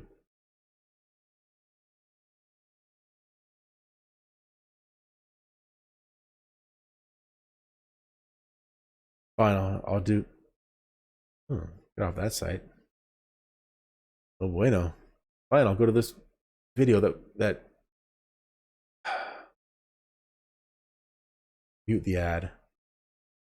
We're going to learn something here. We're going to learn how to say this word. And if you can hear it, if not, I'll pronounce it for you. But I'm going to wait for this ad to go away.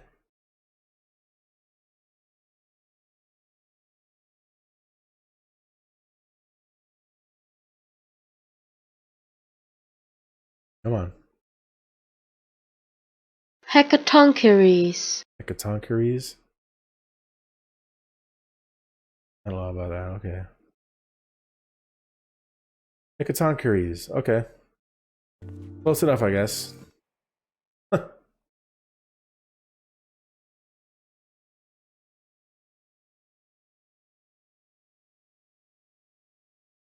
right. So, I don't know if you know this, but Copperville was old when the second Ul dynasty was still young, and it was abandoned centuries ago. If it hadn't been for the shortage of materials needed for the rebuilding effort, the concern would never have thought to reopen it. Hecaton yeah. We knew full well about the giants beforehand, but the project went ahead anyway. I mean, nothing could possibly survive being buried under mountains worth of rock for 3 centuries, right? Wrong. Our miners dug up more than they bargained for, one swinging the pickaxe too many, and they found themselves in the company of giants. Unless you can subdue them, the nation's glorious recovery grind to a halt before for wants of aught to build with. The stone torches are keeping watch of the entrance in case the giants fancy some sunlight and fresh air. One of them will be able to show you the way in. The hope of the nation's resting on you, friend. Best of luck. Alright, I'm just going to teleport over there. Horizon.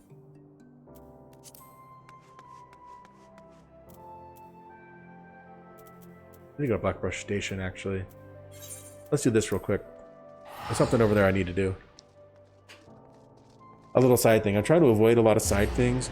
But some of them are nice, if not essential, and then they just never tell you about it. Yes, that one right there. Forging the Spirit.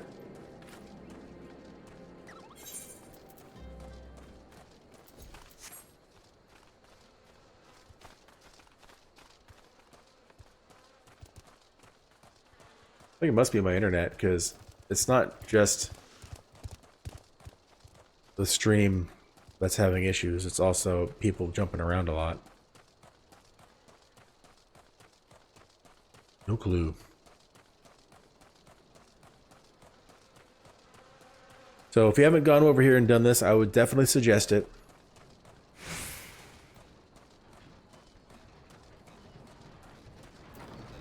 And I'll show you why. Learn materia extraction. What would you say if I told you the inanimate objects can possess a soul? They can, believe it or not, although the soul in question is not their own, but that of their owner. Faithful service. I'll show you in a second. When I'm done, I'll show you on the map. And arms and honor will be used to come to or hold spiritual energy, thus do we form a spirit bond with them. The spiritual energy can be drawn out and converted into materia, a special kind of crystal that can be attached to a gear to enhance its properties. I am well versed in the way of materia extraction. If you wish to learn more, it'll be my pleasure to teach you. Okay, so over here, this is Blackbrush Station, right? Which is just north of Ul'dah. There's Ul'dah, right? Over in this area, a place called the Bonfire. You get this quest at level 19. They are commenced learning good. As you will have gathered by now, materia is the crystallized form of one spiritual energy. As energy is derived from the individual psyche, a volatile beast of the best of times, a degree of variance is to be expected in its production. In practice, this means you won't know the exact properties of a stone until you cradle it in your hand. The materia won't grant you much of anything on its own, but its power must be tapped to see, and this achieved by melding it into gear. Know, though, that it takes the deft hands of a craftsman to meld materia. You can always seek others to attach materia on your behalf, but if you would ever, sooner or later, I can recommend you speak to Phobos. Melding is her field of expertise. Okay. So.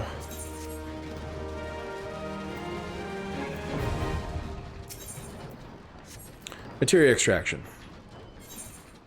Essential. One of these few essential things that I would say that everybody should have. Where did it go?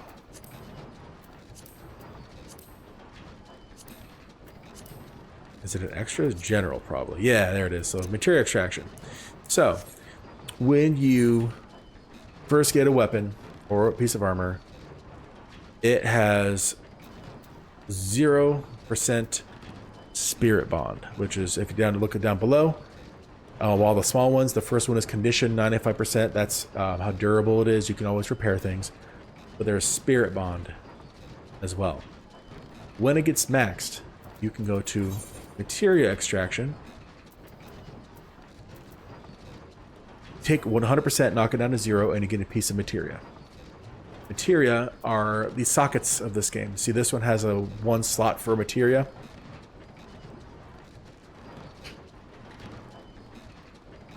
When you get materia, you need to meld it into weapons and armor in order to use it.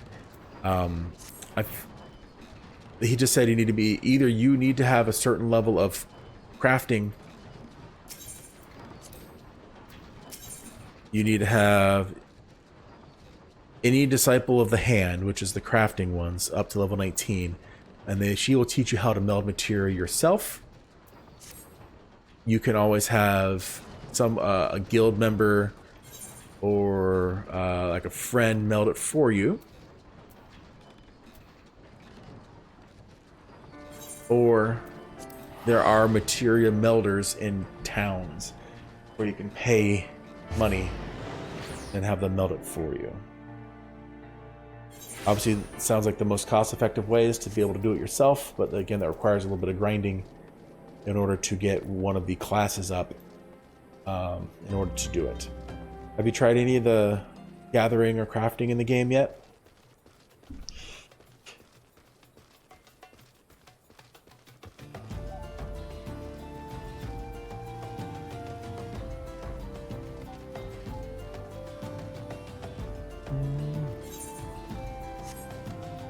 It is very important. You don't have to if you, yeah.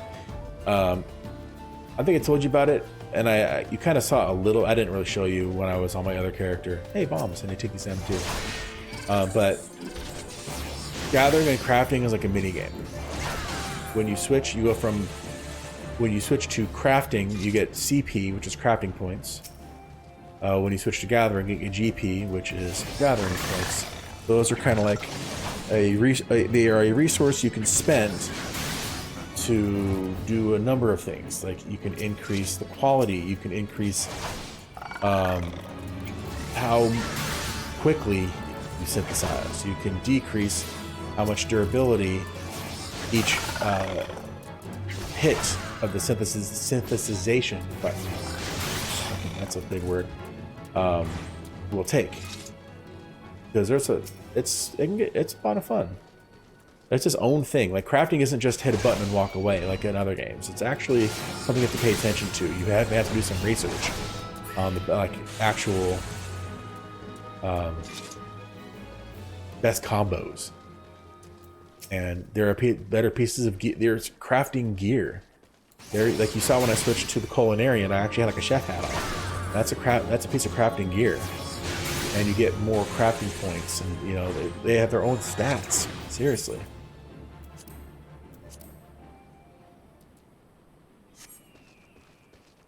Yep, it's crafting in itself. You can just be a crafter. You still have to go through the main story. You can just be a crafter. That's all you want to do. There's been an incident at Copperville Mines. We are here to ensure the effects are contained. But for your own safety, I suggest you stay well away from here. What? You're the adventurer who's volunteered to quell the Hecatoncheires. Like that. I didn't think that Papashan would be able to find someone so quickly, if at all. The giants are content to wreak havoc inside the mines for now, but it's only a matter of time before they think to come outside. The sooner you see them, the better. Make it ready as best you can and enter at will. Okay.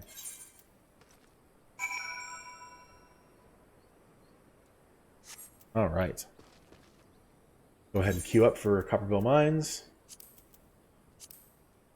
Now, most, if not all of these dungeons also have hard modes. And you'll notice that when you get to level 50, there'll be a lot of, and you finish the main story, there'll be a lot of blue quests that show up. Most of them are to unlock hard modes for these dungeons, which of course, in order to complete the quest, you need to do the hard mode.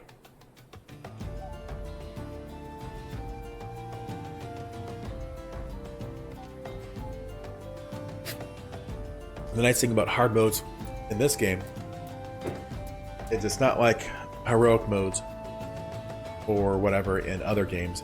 The hard mode is actually different. It's not the same dungeon, just harder. There are different bosses, there are different enemies, there are different mechanics you need to worry about. So it definitely takes more research if you want to jump into a hard mode. Let's say I want to do hard mode Sistasha. The end boss isn't the fish dude, it's a kraken, and it's different mechanics you have to worry about. It's just There's just, like I said, there's a lot.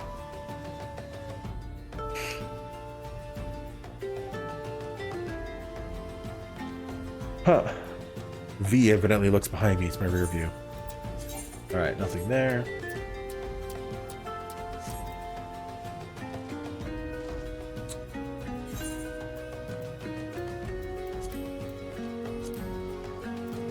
Waymarks.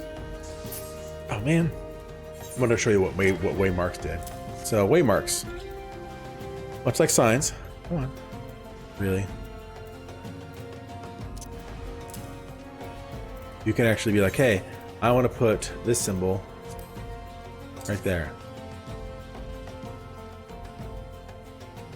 Isn't it great though?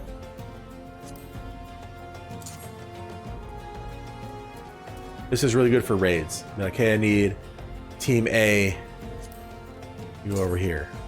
I need team B right here. Team C, I need you to go over there. Yes. One of my favorite ones is one of the later dungeons. You deal with a certain character and you have to wait for him. So what I usually do, and I've seen people do this as well, is when you're waiting for him in a certain area, you spell out his name. Like, it's just something to do. Yeah, these things are great. And you can... I have never used these. What are these? Oh. That's handy if you're doing a raid over and over and over again. You can actually have presets. Like, hey, I'm on this boss. Boop, place all my markers.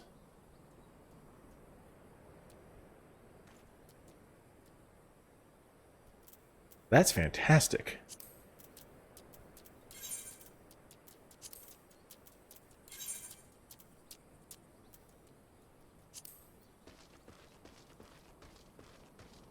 Yes. There are, like I say, when you get a moment, like there's countdowns. You can be like, hey, I'm going to pull in 5 seconds.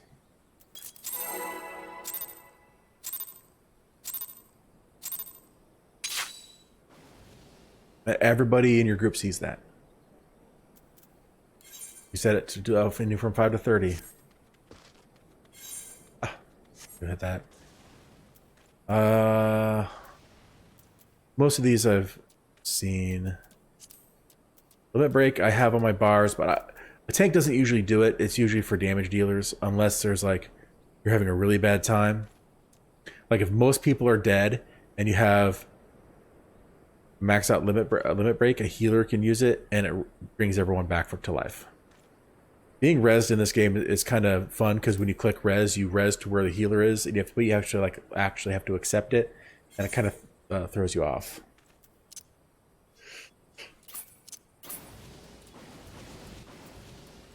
Yeah, and I'm still learning things. Like there's so many things. Like you can literally here. I just want to put this on here. I have a button to jump. I don't need to hit space. If for some reason you don't like using space, they separated it.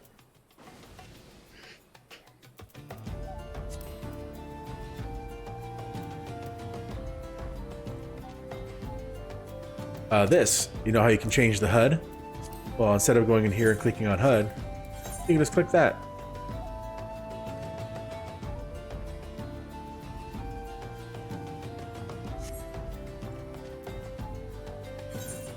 Actually, can I reload?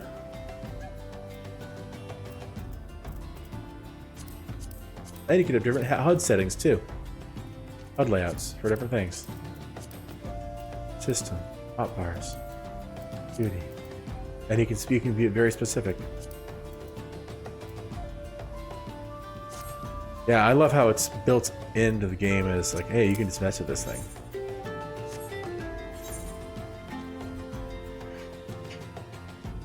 I've tried using macros.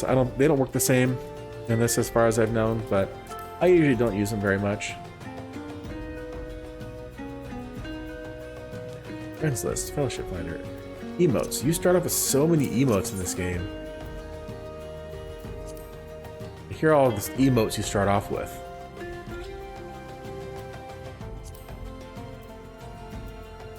expressions. Fist bump. And it even tells you how you can use it. Like, if you look down, it tells you what the slash command is at the bottom, but it also tells you can do it when you're standing, you can do it when you're swimming, you can do it when you're underwater, you can do it when you're sitting, you can do it when you're a chocobo. It tells you all the way, like some of these, like this one right here, the water float, you can only do it when you're swimming. Sitting on the ground, you can only do it when you're standing or fishing. As you can do all the time. The emo system alone is just so many things.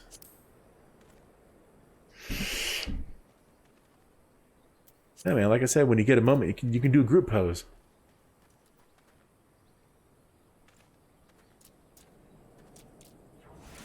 Camera position, lighting, and color filter can all be adjusted in the command settings.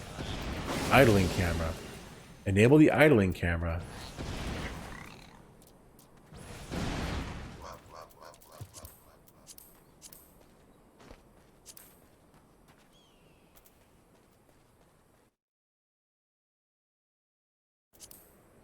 Yeah, there's quite a bit. And like I said, I haven't even unlocked everything. Like Aether Currents. I can't check Aether Currents, but I can check my mount speed.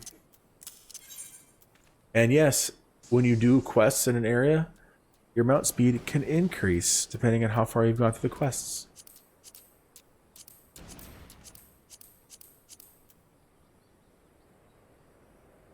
Oh, I have it on like level 4. But I saw it. I'm like, that's not a big deal. I can manually approve messages that have anything that may be. What does this do? Hall of Novice. See, yeah, you don't even need to go to that guy to do the Hall of Novice. You can just get it from wherever. Did you do the Hall of the Novice? I know as a MMO veteran, it may have been boring for you, but it is very nice for new MMO players to go through that to learn their role. But the gear you get is so good. Yeah, it's just crazy.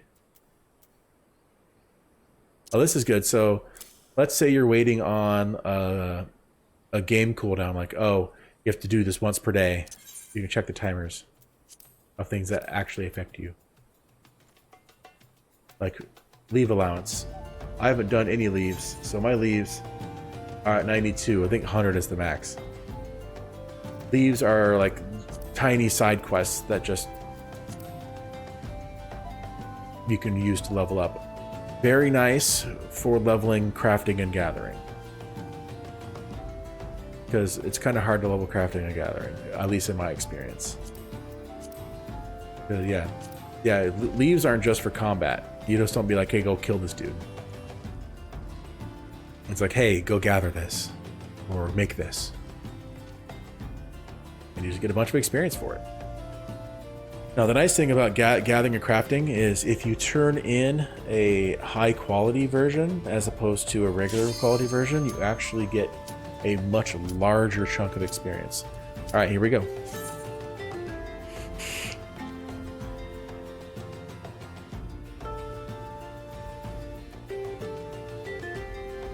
Again, something else I don't tell you is like, oh, by the way, high quality stuff is worth turning in because it just levels you up much faster.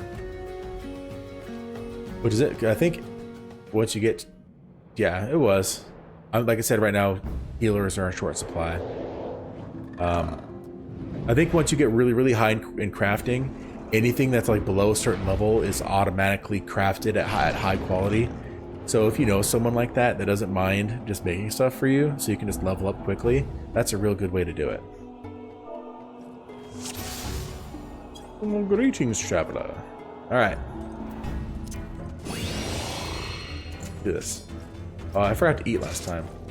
Give myself the extra 3% experience. Do it now.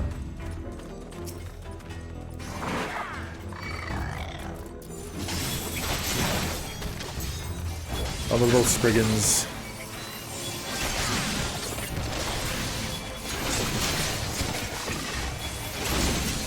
If it was long for me, could you imagine how long it would be for DPS right now?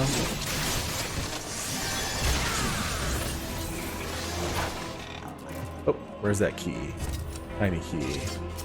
I forgot what the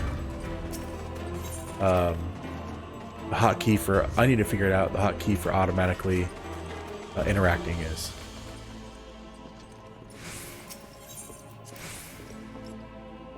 Ready to watch everyone freak out? Let's see if this all happens. Oh, did they fix it?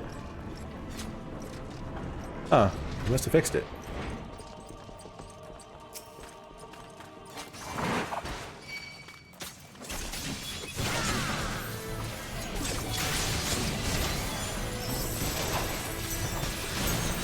Alright, looks like the sealer's doing pretty good, so I'm gonna go ahead and pull more groups.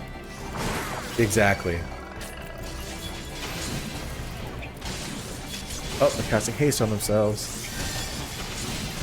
Yeah, they used to like clip up and down a lot.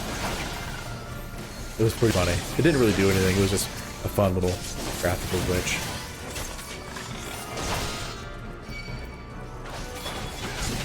Remember, I'm still getting all the maps. Like if you don't get the achievement for getting the whole map, then check out your actual map and you can be like, oh, I'm missing this area or whatever. And they're usually pins. Are the other areas. Is there a chest in here? No, there is. Chests are kind of random. Sometimes they're in here and sometimes they're not. Yeah, see, now I'm getting 83% additional experience because of my food. And kaboom. No, that's right here. Kaboom. What's up, buddy? Get out of here, so I punch you. There we go.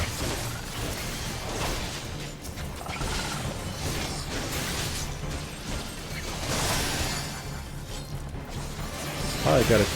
They don't call them critical hits, they call them direct hits. I just got direct hitted on that heal for 523. I think that's more health than I have, almost as much health as I have. This healer is fine. Lightning sprites.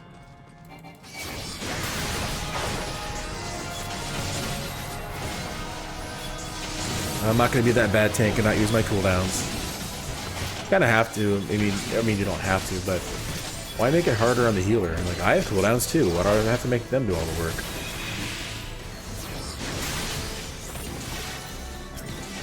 That's something I learned very quickly when I was trying to... Why are there no chests over here?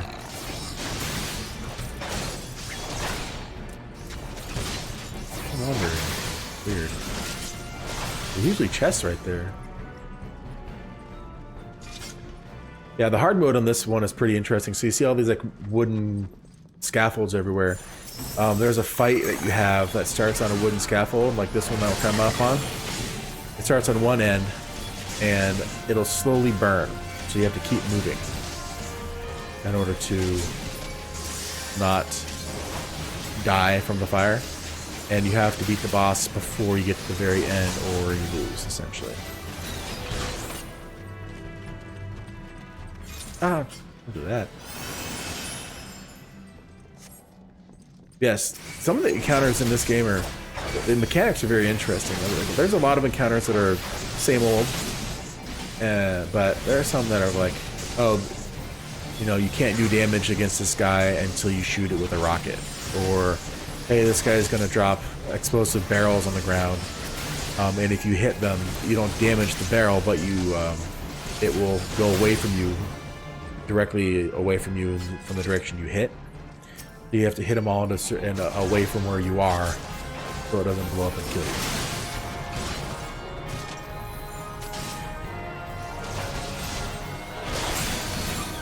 And later in the game, there's a lot of AoE dodging.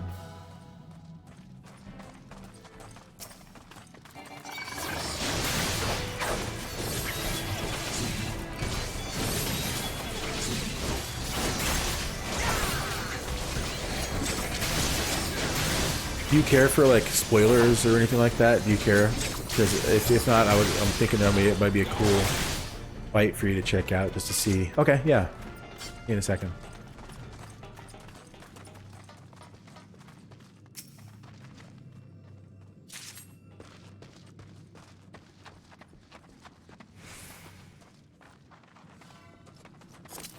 then click blasting device. Kaboom. Boss time. So this boss is just essentially an enemy rush. 99% of the enemies are just going to be weak dudes. So we split up. There's going to be some dudes showing up over in this area. Some dudes showing up in that area. And I will be the one grabbing the guys coming from here.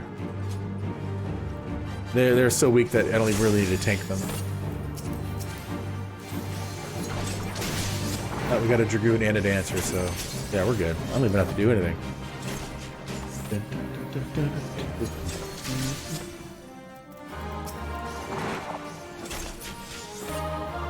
At the end, we'll get a boss, but it's not very strong. They don't want to make it too strong after you spend all your time doing these, especially on like beginner dungeons.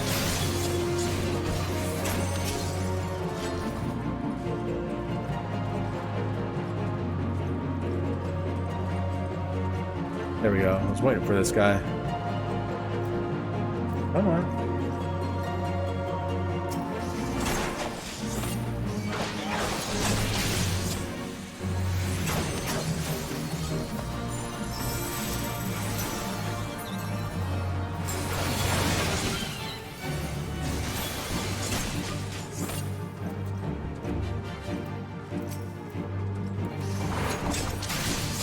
Take my shield in the face. Kaboom.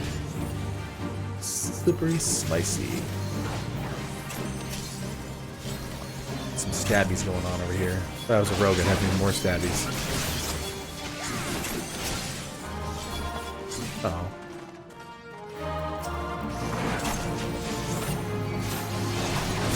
There he is. Katos. He's the boss.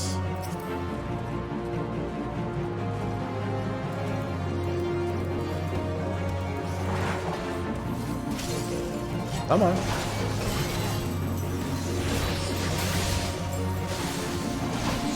Mortalize, what does that do? Damage taken is reduced. Okay.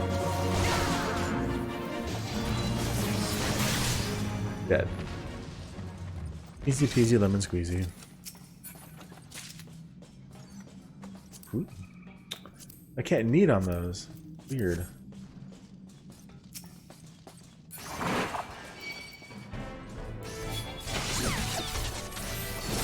I know there's a way to get past this. You can literally just get on the elevator and they'll tether back to where they started, but whatever. I'm here for experience.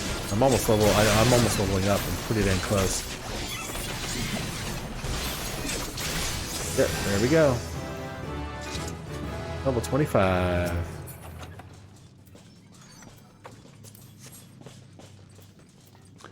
I need to make a party chat.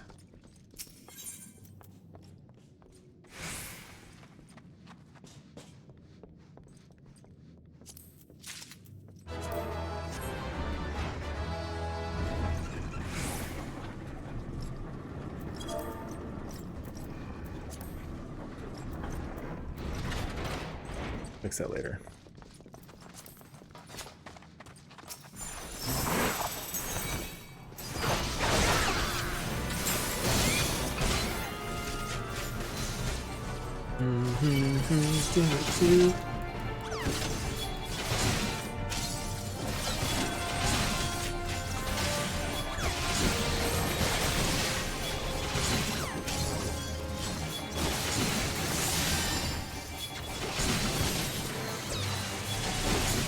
Six ons. Pinch of fire sand.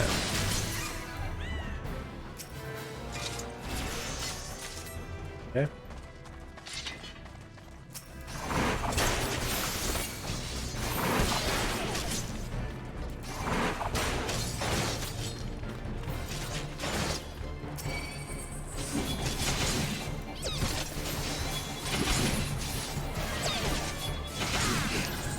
Alright, now I got enough on both of them. What are they fighting tonight? What? Thought they got it already. Oops. They're kind of bad now. Just kind of leave them to it. Not bad. Yeah. Treasure coffer. Buggles. Oh. I'll have to pass on that. That's annoying. So when you get to a certain point with your Grand Company, you can turn in dungeon items for seals. Oh, never mind. I'm not there yet. Well, this guy's a fun fight. You do very little damage to him. You see his health is not going down very fast. Well, what you do is you fight him until a blasting cap comes up. You leave the blasting cap alone, and as long as he will blow up after a few seconds. As long as he blows up near the Icarus Ire, then it'll split. Kaboom! Split. And 2 pieces. Now the Icarus Ire will show up again after someone hits this. Looks like someone already hit it. And when the blasting cap comes back, another enemy will spawn to try and kill it. So you can't do that again. Unless they change that. Oh, there it is. There, nice, dead. Because the blasting caps are essential to this fight. If they die, then you lose. Or it's just more of a pain. So now there's 4 of them. So, one more time. I have to get aggro again on all of them. I'm going to go ahead and throw a debuff on them so they do less damage to me. And then after you do it one more time, yep, he's hitting it to bring the blasting cap back out. Come here. Make sure not to kill the blasting cap because they do die easily.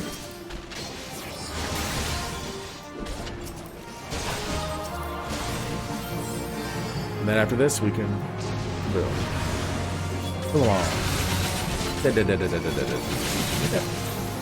The end. Fire sand. We need that to blow that up. Oh, well, what was in there? What was in there? Acolyte's robe. Good for Disciple of Magic. It's the only ones that can use it.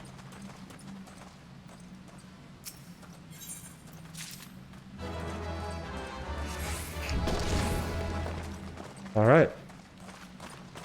Now we're on to the last chunk of the dungeon. They got all the map up to this point. We'll definitely find out once we get to the last boss. If I get the achievement, then you're good to go.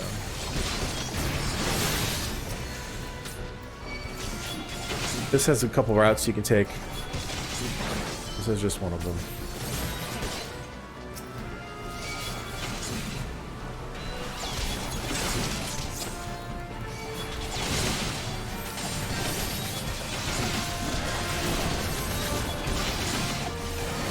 I hate when the camera is right up against your back like that because there's something in the way.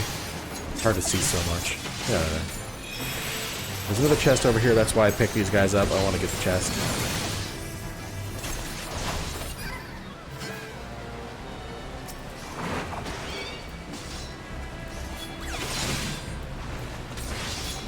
Yeah, see? Look at that. Aww. That is a shield, but not one that I care about. That's more for healers.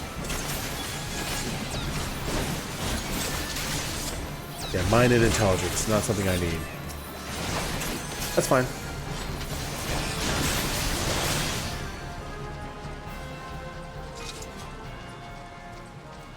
I don't mind other people getting buffs too, but I don't know if these guys are gonna get buffs or what. Well, I got the item anyway.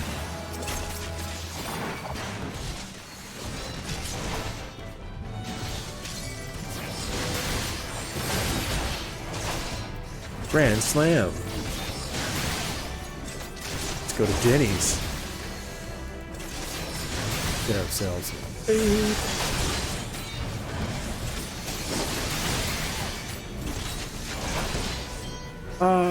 Okay. There's another chest in here.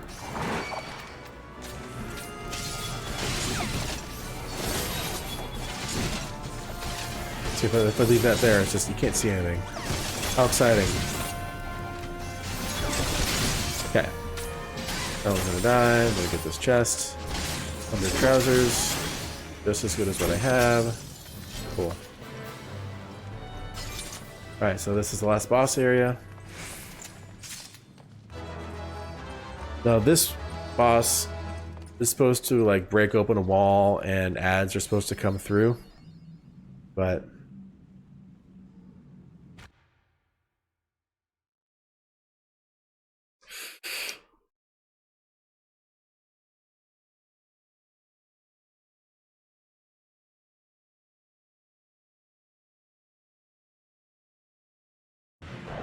usually this guy dies so quickly, we can just focus the boss.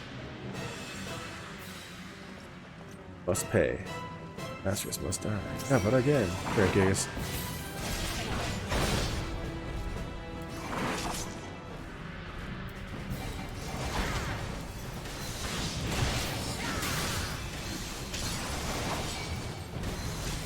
Gigas the Great. Oh, he's a cool hammer though. I think look like they do some damage.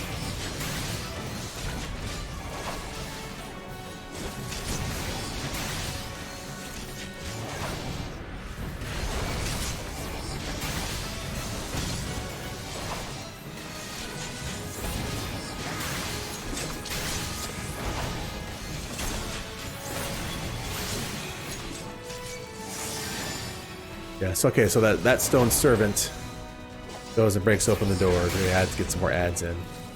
That's fine, he's dead. It doesn't really slow us down that much. He died so quickly.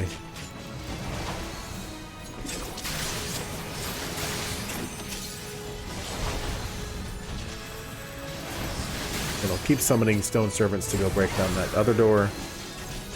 Alright, you can use your limit break. Oh, that was a waste.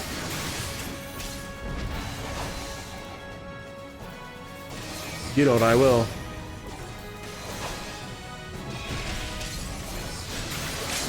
There we go.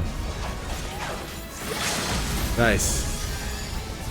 You can see that one now. Kaboom! That's the ranged one.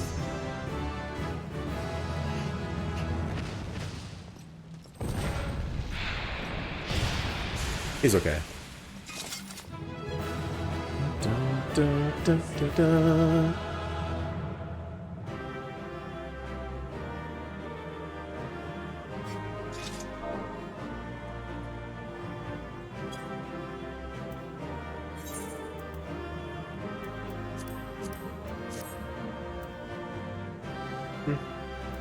Not much better than what I had.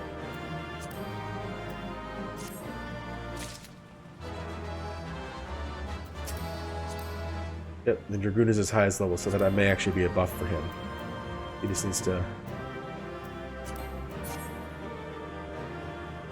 Yeah, I passed on. I had to pass on it. So that one's done. That is the third dungeon. One for each town. Copper Bill Mines. Pretty sweet. When do you start doing the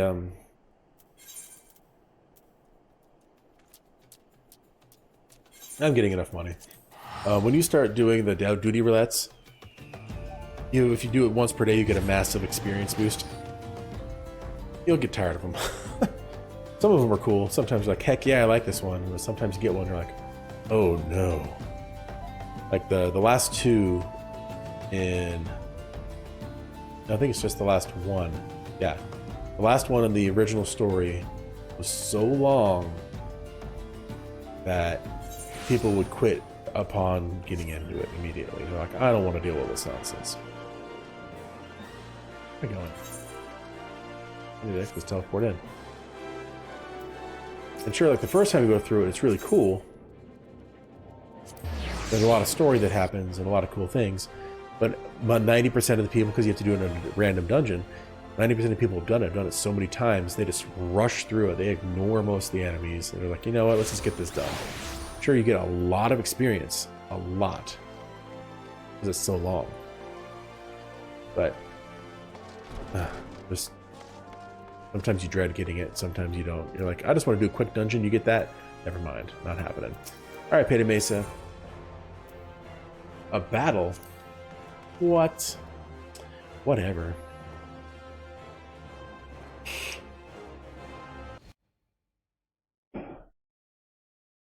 Ah, the Conqueror of Copperbell returns. Thanks to you, our mining operations can resume, and Ul'dah will have the material she needs to rebuild. The entire nation's in your debt, friend. I'll share the good tidings with Papa Sean the next time I see him. As for you, you want to report to Mamodi. It'll do the woman well to see you alive and in one piece.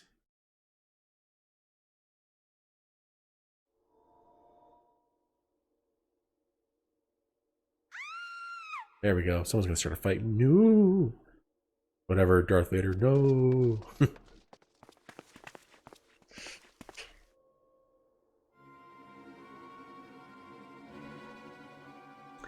Shut your mouth, you thieving little swine. You stole it from me. Don't even think to deny it.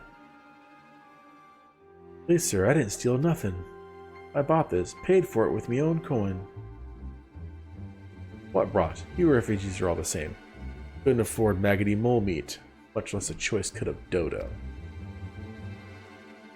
I'm gonna say it one more time. Give back what you stole. I'll make you wish you'd never set foot in this town. By rights, I should turn you over to the brass blades, you know. Help keep the streets safe for law-abiding citizens.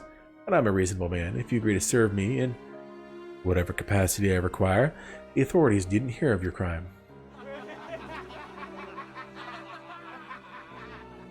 What a jerk. Let's take him down. But I ain't done nothing wrong. 12 was me witness. No one wants to get involved. I was like, what's up? Pick on me because I'm the only one just standing there not recoiling. Please, adventure, help me, I beg ye. I swear on my mother's grave, I didn't steal nothing. I bought this with the coin I saved. I only wanted to treat me children to a decent meal.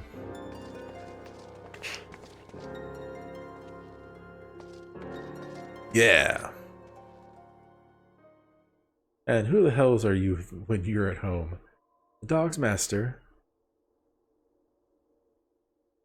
I've had enough of this mummer's farce. You lot, teach them a lesson. Time for another fight. So the pugilists, those are the ones who dance like that. As far as I know. Come on.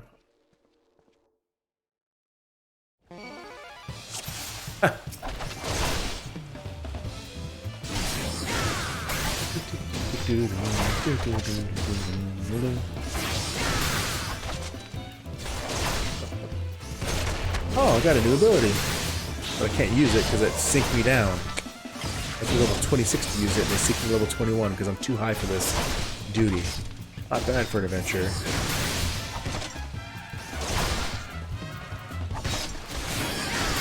It combos with this one, so it's a 3-button combo.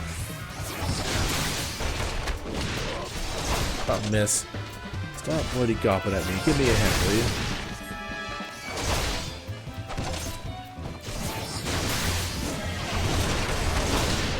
Bugger.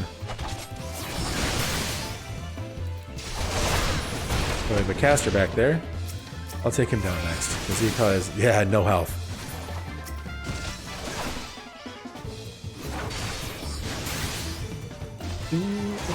Done. Duty complete.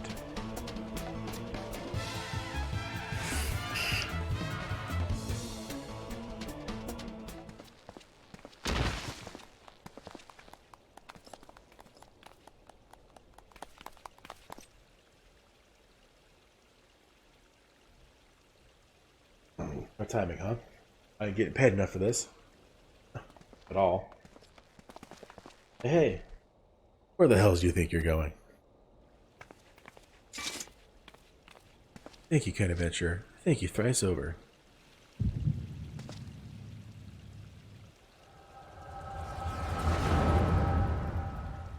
Oh man.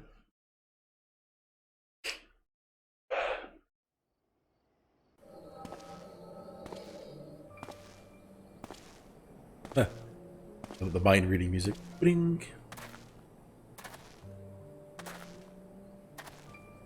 I'd swear there were more refugees than when I last looked. And you wouldn't be mistaken. It's been 5 years since the calamity. Why are they only coming here now? It's simple, really. While a number of hamlets survived the immediate aftermath of the calamity, many were no longer able to support their communities. Residents found their lands had either been rendered barren or cut off from trade routes. Problems like those aren't easily solved. While they tried to make the best of it, it was only a matter of time before they were forced to abandon their homes and seek a new life in the city. I see. Calamity affected the whole realm, didn't it? Is the same thing happening in other cities? If the talk is true, yes. But perhaps our situation is more pronounced. Ul'dah has a reputation for being prosperous, so it's natural that the refugees would try their luck here first. My heart goes out to them, it truly does, but I'd be lying if I said that I wasn't apprehensive. I hope their presence doesn't foment lawlessness in the city. Well, things do take a turn for the worse. We always have the immortal flames. I dare say the brass blades would welcome their help. The heroes who fought the Garlean Empire, patrolling the streets for riffraff. They may well come to that. Impoverished and desperate as they are, you may be sure that some of the refugees will turn to crime. You know what this place is like. If you have no coin, you've no hope. Aye, what will become of our city? Not all refugees are bad, mind you. Some are able to find employment and lead honest lives. Dodo tenderloins, get your dodo tenderloins, guaranteed cheapest in Thanalan. Thank you for your custom, madam. Please come again. Looking around, you'd think that Ul'dah was well on its way to recovery, but peer through the veil of prosperity and you'll see no end to the misery and suffering.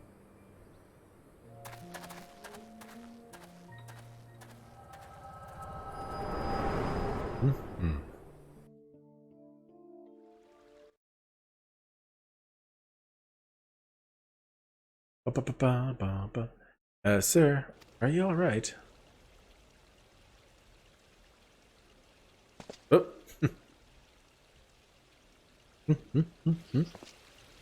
What now? You mean to threaten a defenseless citizen? What, you saw her buy that meat, you said? That's absurd. Yeah, in the memory I saw her buy it. As did I. Leave the poor woman alone, you damnable vulture. Who said that? Yeah, now everyone's rearing up. Even the dancers. I will overlook this, but just this once. As if you had a choice.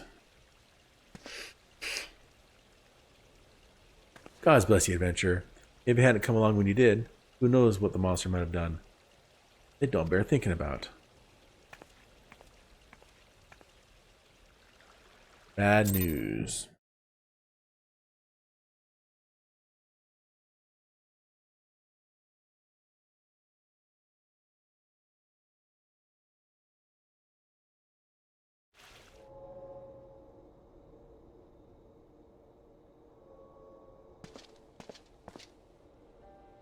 All's well that ends well.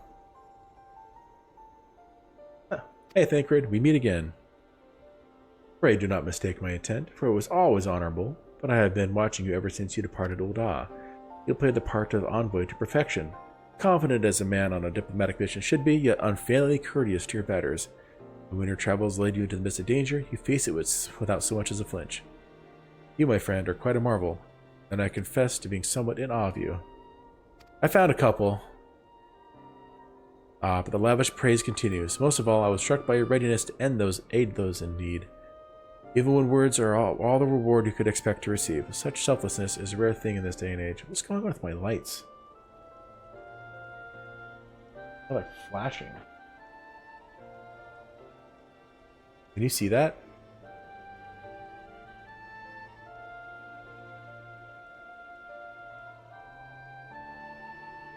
Weird. I didn't really do anything to fix it. All of which leads me to conclude that you are indeed the one whom I've been looking for. An adventurer possessed a very rare set of qualities.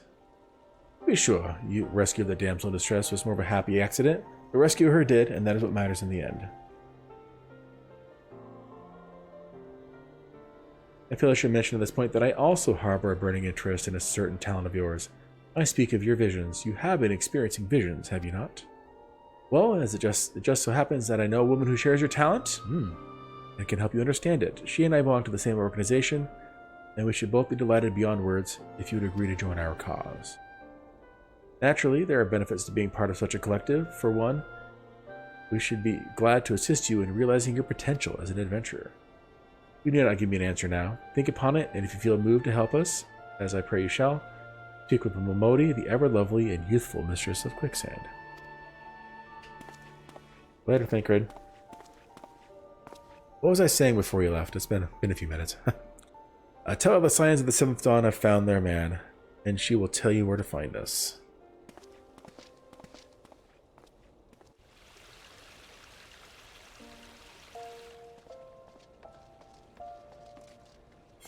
Didn't give me anything new, did I? Oh. Where did I get that? Huh. Whip. And update. Okay. I was saying something. I don't remember.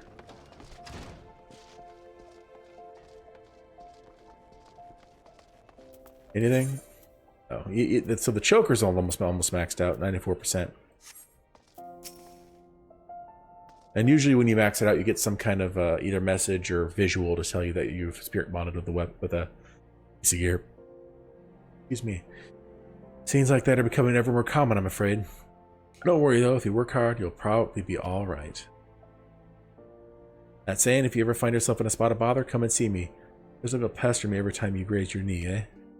Of course, I do enjoy hearing tell of a gentleman's woes with the womenfolk from time to time. Oh, that's a new adventurer. Ah, Malchazar, sorry to keep you waiting. I was just providing guidance to a fresh-off-the-carriage adventurer. But gods. Not every time you change maps. When you go into a dungeon, it turns off for some reason. Yes. It's good to see you safe and well. To look at you, no one would ever guess you'd be hard at it with giants in the dark. I can read. Yeah, whenever you go in or out of a dungeon, it like turns off for some reason. And I don't know if they still have it, but when I first played Gladiator a few years ago, but before even Stormblood came out, they had a second stance for damage. That way, if you're an off tank, you can switch to that one, do some damage, and then when you're ready to take the boss, you can switch to your tanking stance, and boom, there you go. I never doubted for a moment that you'd succeed, of course, and neither did Papashan, which ain't to say he won't be overjoyed. Before I forget, there's a lass who wants a word with you. Didn't actually know her name, but hearing her description, I knew who she meant right away. It's very useful, yes. Thank you for sparing the time. I realize you don't know me, but I've been longing to speak with you for a while now. My name is Edda. I'm an adventurer like you, though I'm not very good at being one, if truth be told. Anyway, I was adventuring with my friends in Gridania when... I'm sorry, we were in Gridania when the leaders of our party was killed. His name was Zavir, and he and I were to be wed in the spring. You may not remember him, but I say that he remembered you would be an understatement. He would sing your praises from dawn to dusk. He saw you for what you are, you see, an adventurer's adventurer, and he swore that he would be like you one day. I believe that he would have succeeded had a fiend not robbed him of the chance. Since that day, I've thought long and hard about giving up adventuring. When I think of the man you are, of all you've achieved, I find that I'm inspired, just as Zavir once was. So I decided to start again as an adventurer. I'll go back to the village of my birth and begin my training anew. But I wanted to meet you first, to ask you your name. Malchazar Earthbiter, I shan't forget. Thank you, Malchazar Earthbiter. I pray that we will meet again. Fare you well. Yeah. And if you do the hard mode of Tamtara, then you get to see the end of the story. Adventuring can be a cruel, bleeding business. Time was, I didn't know why anyone would bother. Actually, I did remember what I was saying before you left. I'll tell you in a second. Or ask you in a second. When they first asked me to take charge of the guild here, I didn't want aught to do with you a lot. Though it'd be a right pain in the arse looking after you all. But against my better judgment, I decided to accept the post, and I'm full glad I did. I feel privileged to be a part of your lives. And that goes double for yours, Malchazar. What did you say? You want to know about the Scions of the Seventh Dawn? They're beginning to move in earnest, then. Listen, Alcazar, the Scions ain't no ordinary folk, and the work they do ain't no ordinary work. I know full well how capable you are, but even you would think twice about attempting some of the stuff they do. Knowing that, if you're still certain you want to get involved, I'll tell you what I can.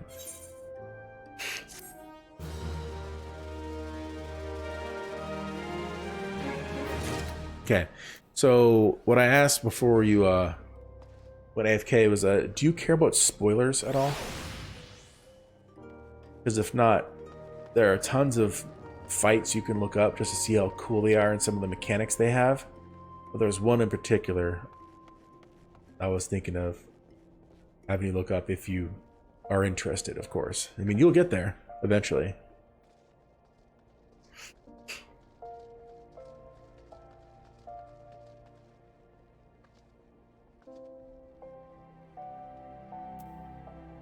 Yep, perfect. I will say no more.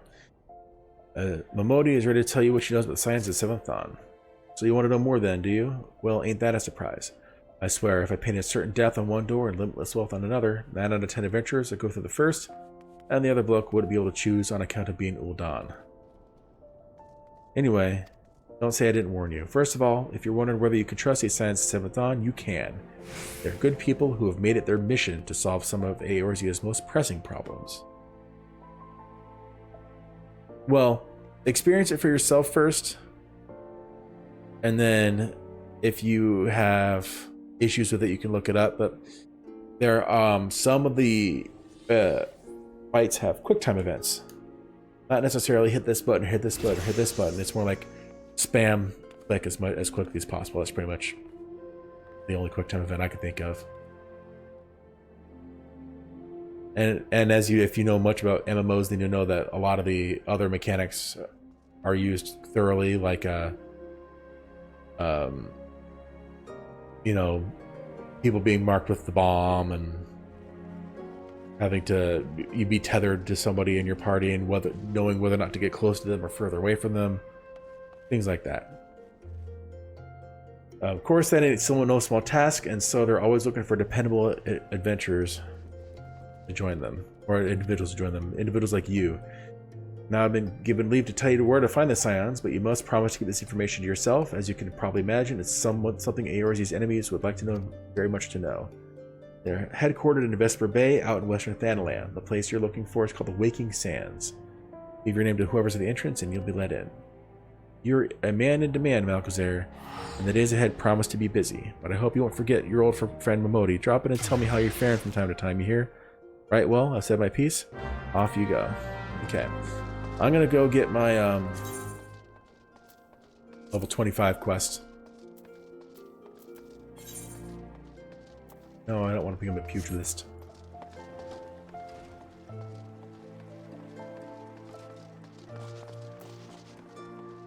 Like I said, the QuickTime event isn't that bad. It's mainly just click, mouse click a lot, is what I remember.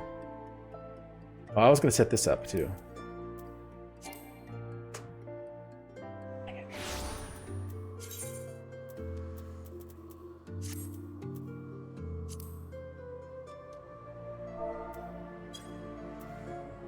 What's going on here? Long need.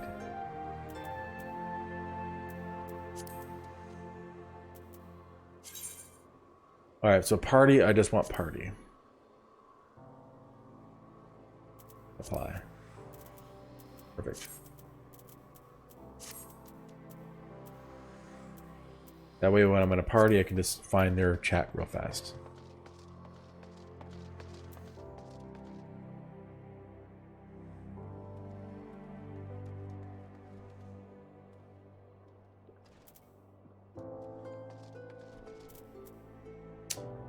I'll put it over here.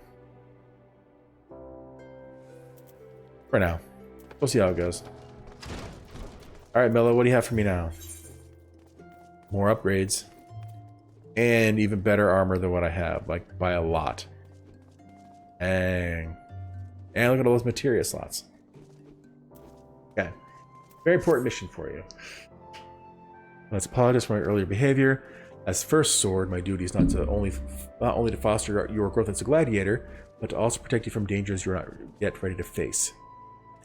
I did not know that Leovold had become the leader of the Alacran, yet he chose to bear a steel at us. Had he chosen to bear a steel at us, many more of us would not have returned alive. I need to know why he's returned to life a crime, and so I've ordered my best men to scout the island for any trace of whereabouts. Unfortunately, one of them has disappeared. I have strong suspicions that he has been taken prisoner by the Alacran or worse. If there is any hope of saving him, we must act quickly. I would have you search for our missing comrade. Well, the last report stated he was tracking the Alacran near the Hammers in western Thanalan. If you go there, you may find some clues to his fate. I've been far too reckless in recent days and let too many good gladiators come to harm. Please, Malkazir, find our missing comrade and bring him home safe.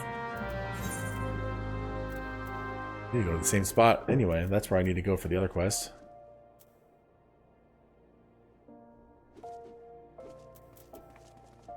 And even though it doesn't look it... Here, let me show you.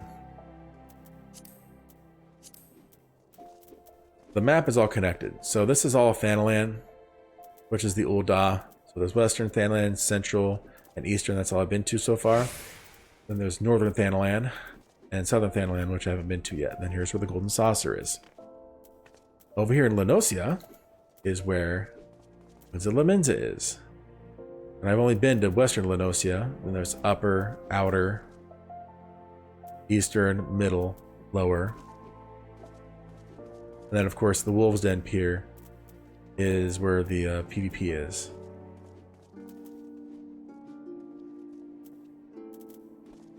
And then over here is the Black Shroud. This is where Gridania is. So Gridania, Central Shroud, Northern Shroud, East Shroud, South Shroud. Up here is Kurthus. Right here is where Heaven's Word is based. That's the main city. But you can get here ahead of time. You have to. And Mordona is just a plus spot like in the middle. So all the maps are all connected, even though it doesn't like look it when you look at the map just by itself. You're like, oh, how is this connected to everything? And you can be like, look at everything, and it'll eventually take you where you need to go. I need to go this way. Where am I going?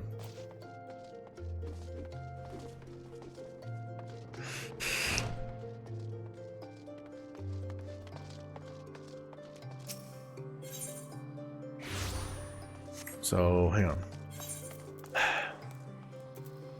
Western Thanalan, so I need to go to the Gate of the Sultana. Okay.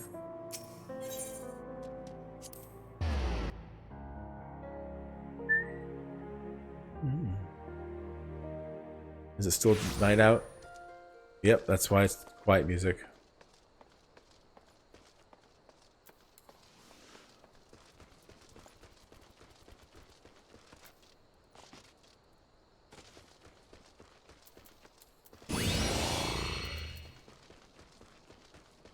I can run with my sword. Yeah!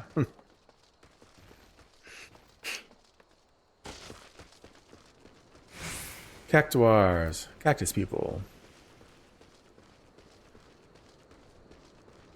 Sewer syrup. Yeah, when you get much later in the game, you actually get access to hunts. Did you ever play Final Fantasy XII?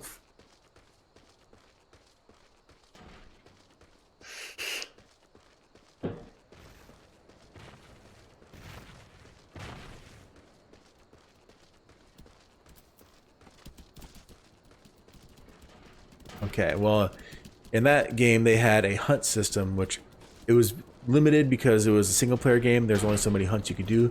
Final Fantasy XV had it too, I believe. I didn't finish that one. I didn't get very far on that.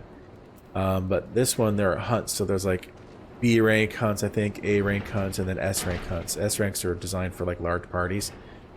So it's just massive, like overworld enemies that require groups and coordination to beat, and then you get big rewards for it. It's a trap, brother! Brother! Oh, I could use my new ability. Rage of Halone. Ba-ba-ba-ba-ba-ba! Kaboom! Here, I'm gonna do this to kill them all. Yeah, world bosses. So, that one over there, that was like a level 50 whatever. Here, I'll show it to you when I get done with this. It's still there.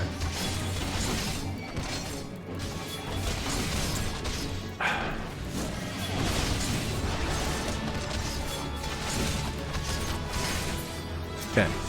1, Lulutsu. And then my... Oh, I missed. So if you miss, you lose your stack. Alright, so now I'm good. Watch this. Ba ba ba ba, kaboom! It only hits one person though, which doesn't make sense to me, but whatever.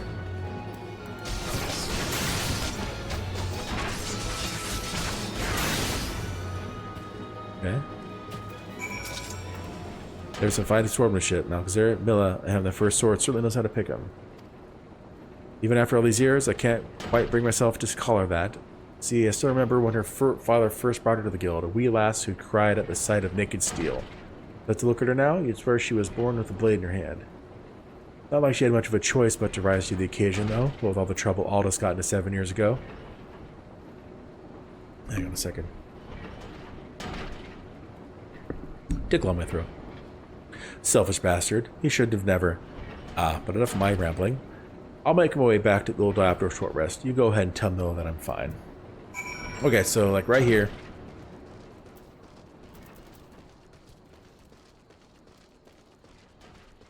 Did I see it on the way? It was right over here, wasn't it? It was a level 50 something.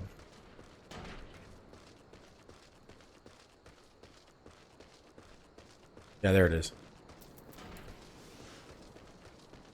So the sewer syrup, level 50 sewer syrup. It's a hunt target. So obviously you won't be taking that down. But there you go.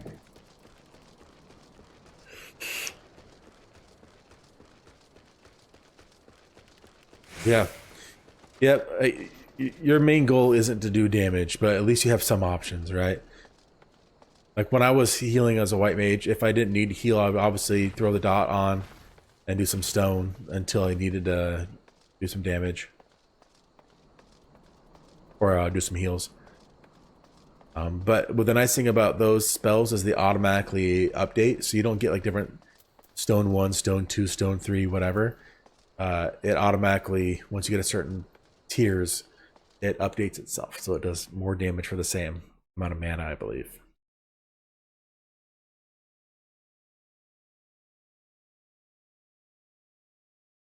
Yep, dot everything. That's what you should do, if you can. I think later you get an AoE that automatically dots everything. Yeah, exactly. I need to go back to Milla. Anything? Nope. I didn't really get any.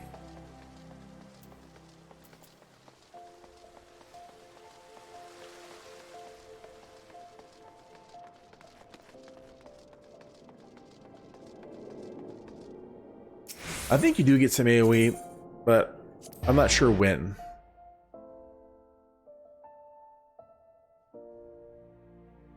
So, if you really want AoEs, then you may have to switch classes, unfortunately, or jobs. Well, that's fine. Like I said, like I showed you, switching between jobs is no problem. Once you get access to another one, you just start at level 1 and you have to level it up. That's why I leave these side quests. I leave those for a DPS class, because leveling as a tank and as a healer isn't that bad, because you can just spam dungeons and your queue won't be as long as a DPS. But if you want to do a DPS, you're going to be sitting in queue for a while, so you might as well do some of these side quests.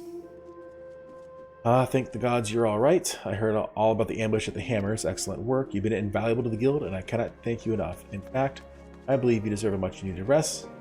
Take some time for yourself and return when you've recuperated. But before you go, speak to Lulutsu. I believe she has a message for you. Malkazar, the very gladiator I was seeking. Lean closer, for I would not have the others hear my words. Aldous sends his regards and requests you meet him at the Lich Yard in Eastern Thanaland.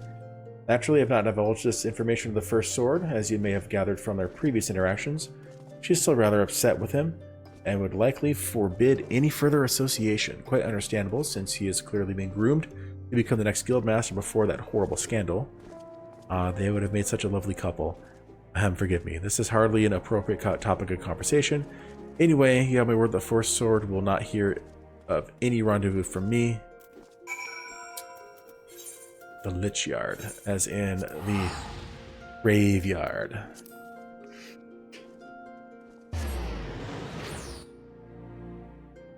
while I'm waiting for this to load, which should take about 15 million years.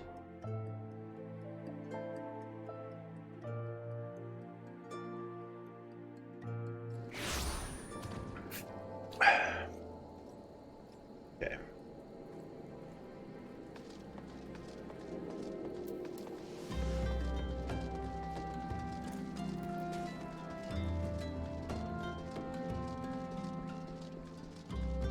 One of the things that also kind of threw me off was I was used to MMOs having, like, when you get to a certain point, especially in the original game, having kind of outlandish zones that had like really interesting color schemes. Like, wow, it's just color schemes all over the place that just keep changing. In this game, for the most part, the landscapes are pretty bland looking. But once you get into the expansions, though, there are some really cool areas. All right. Excuse me.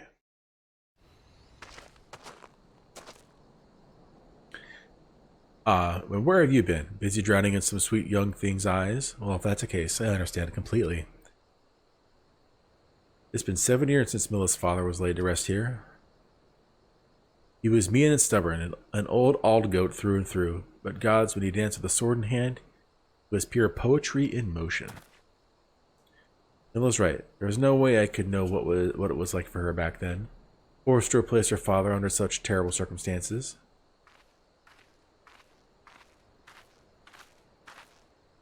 And who might you be? Another of Leovold's lackeys? Master Leovold has been most distressed since learning of your return. This is unacceptable. Your master does not deserve your loyalty, kitten. When you've outlived your usefulness, he'll dispose of you like so many others. Believe me, I speak from personal experience. Say what you will, I will not be swayed. He looks awfully determined to kill me. Still, I'm not really in the mood to play. You mind stopping her, Malchazar?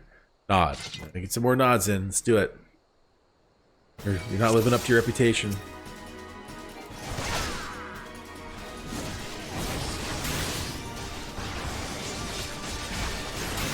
Aldous, no pressure, but I'll be evaluating your performance. You would die for this, scum? Very well. Let's get a close-up fight. Yeah. Get out of the way of the gut ripper. Read her movements, Malchazar. It's not exactly high literature. You know what? Take a stun. Your interference is inexcusable. Whatever, Zana. And you'll notice when it comes to NPCs, certain races have name motifs. I don't know if that's the word for it. Themes. 100 fists. Oh yeah? Well, I'm gonna rampart that. Oh, that just gave you haste? Okay. Dang, she's attacking fast, but it didn't matter. Done. Duty complete.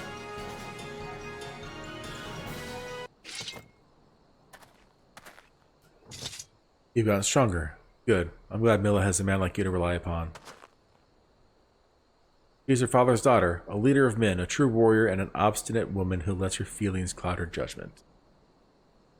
Which is why she needs to be surrounded by dependable people who will give her good counsel and keep her temper in check, now more than ever. Stick by her. She needs you more than she knows. She needs you, Aldous. Have you listened to what I said? She needs dependable people. In case you haven't noticed, I'm anything but. I'm only here because of unfinished business. When it's settled, there'll be no reason left for me to stay. I owe it to your old man to put an end to this, to give him peace in Thal's realm by making that bastard Leovold finally answer for his crimes. Yes, every race has name conventions. The Mikote, which are the cat people, once you get into some of the expansions, you actually kind of see where those conventions come from. The Rogadin always have like the name, like the one I ran into was like Painted Mesa. Like they all have like words as names. Yeah, it's pretty interesting though. Remember what I said, Malchazar. Now go. She's probably wondering where you are.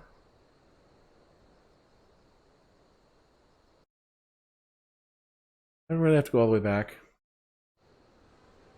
Yeah. Spending all my money to teleport around. At least I have the option. I don't remember how, but you can get vouchers to make the teleports free. Or at least cheaper.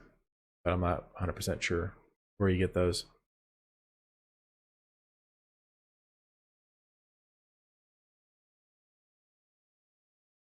But yeah, like the little guys like Lolorito and Papashan and Lufaluta. You see all these naming conventions and you're like, oh, okay. Where am I going? I need to go. I need to go closer, I guess.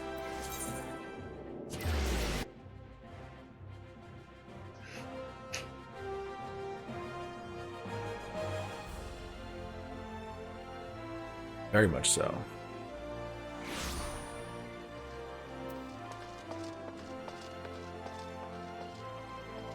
Let's see if I can find a Rogadin. Yeah, see, Zazariku is this guy. Lulutsu. Why are you staring at me like that, Malchus? Is there something the matter? You're behaving rather oddly. Well, I'm afraid I have no news regarding the Alarcan's movements. I remain confident that we will find them soon, though, so keep your blade sharp. Yes, I will take... Those are both huge upgrades. The main difference is when I want more determination or more critical hit. I'll take that. Now, there are also... Yeah, so... Watch this. See this armor? It actually is so strong it takes up a head slot too. Just one big piece of armor. Alright, so I need to be level 30 for the next one. Yes.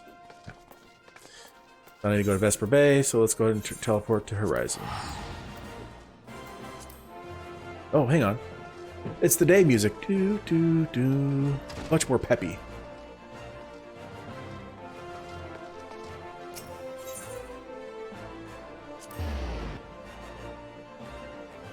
Every town has a day and night music. Obviously, the night music is more somber and calm. But during the day, it's more bombastic and awesome. I don't know. I never really played much of Undertale. But determination affects damage dealt by both physical and magic attacks, as well as the amount of HP restored by healing spells. So it was just extra damage versus extra crit. Well, I do have critical hit and direct hit. What's the difference?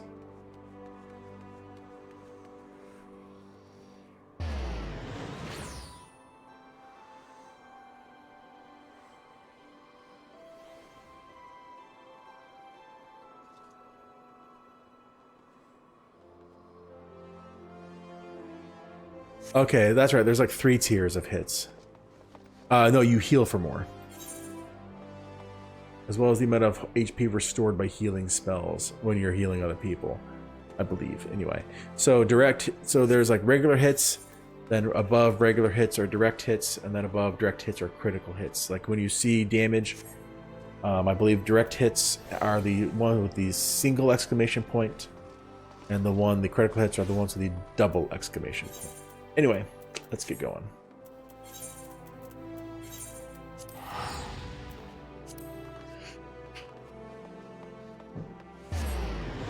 Well, I wouldn't really focus on any particular stat, at least when you're leveling up. Because most of the gear you're going to get is going to be best. You know, don't worry about best in slot stuff. Have I been to Vesper Bay? I don't think I have, so I can't chocobo there, can I? Nope. Okay. I can later. Once I get there.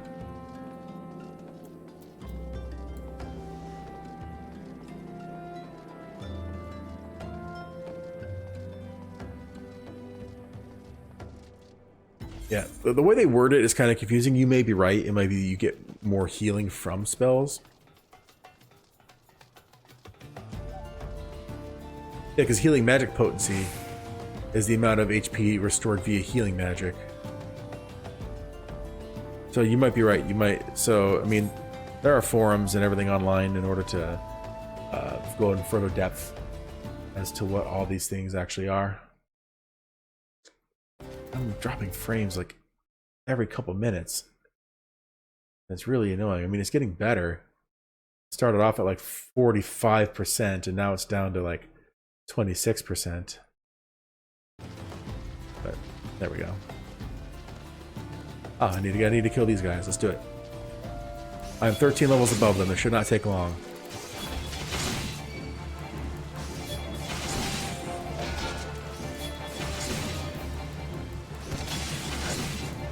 Remember that the blue alien face means that they are non-hostile unless you attack them first. But the yellow alien face with the red around it means that they are hostile.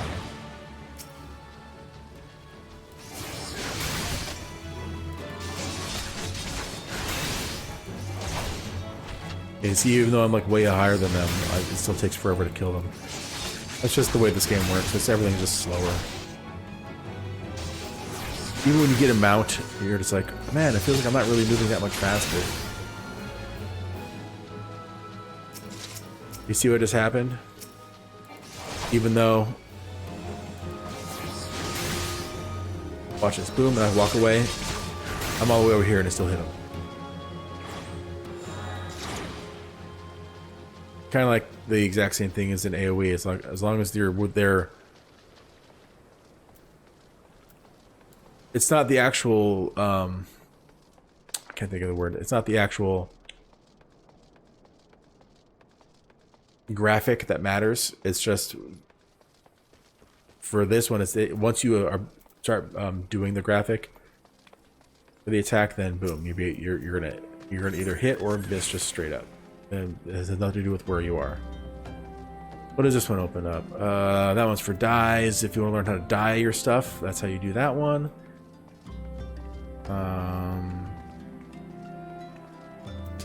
This one is for...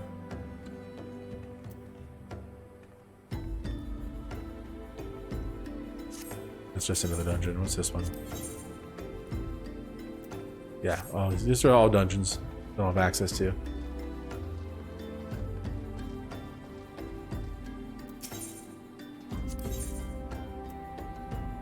Dungeons. Yes, aesthetics, definitely. Hello, Tataru. Alright, we start getting some voice acting finally. It's been quite a while. I'm not gonna sing. Move along. Wah! Whatever, Waluigi. Wah! I do a better Wario anyway. I would thank you not to sneak up on me like that. I sound nothing like her. She does have voice acting. Most of these people do, so that'd be great if we can actually do that. Now, please be advised that this is private property. Unless you have pertinent business here, I must ask you to. I do actually have a Wario hat, too. I did a Wario for Halloween like 10 years ago. Here at the behest of Thancred. My sincerest apologies. May I please have your name?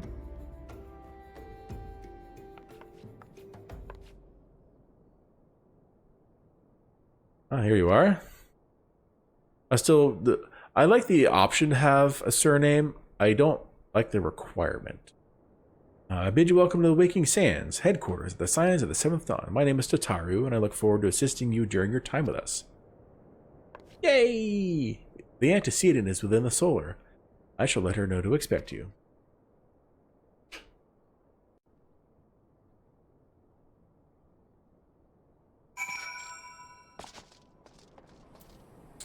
Why can't I? Oh, there we go. It was just taking a while to load. I'm like, where's the button? I need to click things. Wah!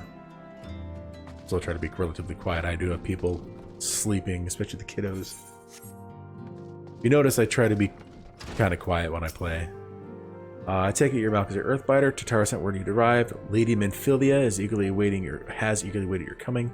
This way, if you please. None of those are better, so I'll take the bronze. Do I finally get some voice acting? Hello, everyone. Been a while. So you're the adventurer of whom I've heard so much. There we go. Here's some voice acting. Can you hear it just fine? Well met, friend. My name is Minfilia, and I lead the Scions of the Seventh Dawn. I have awaited your coming.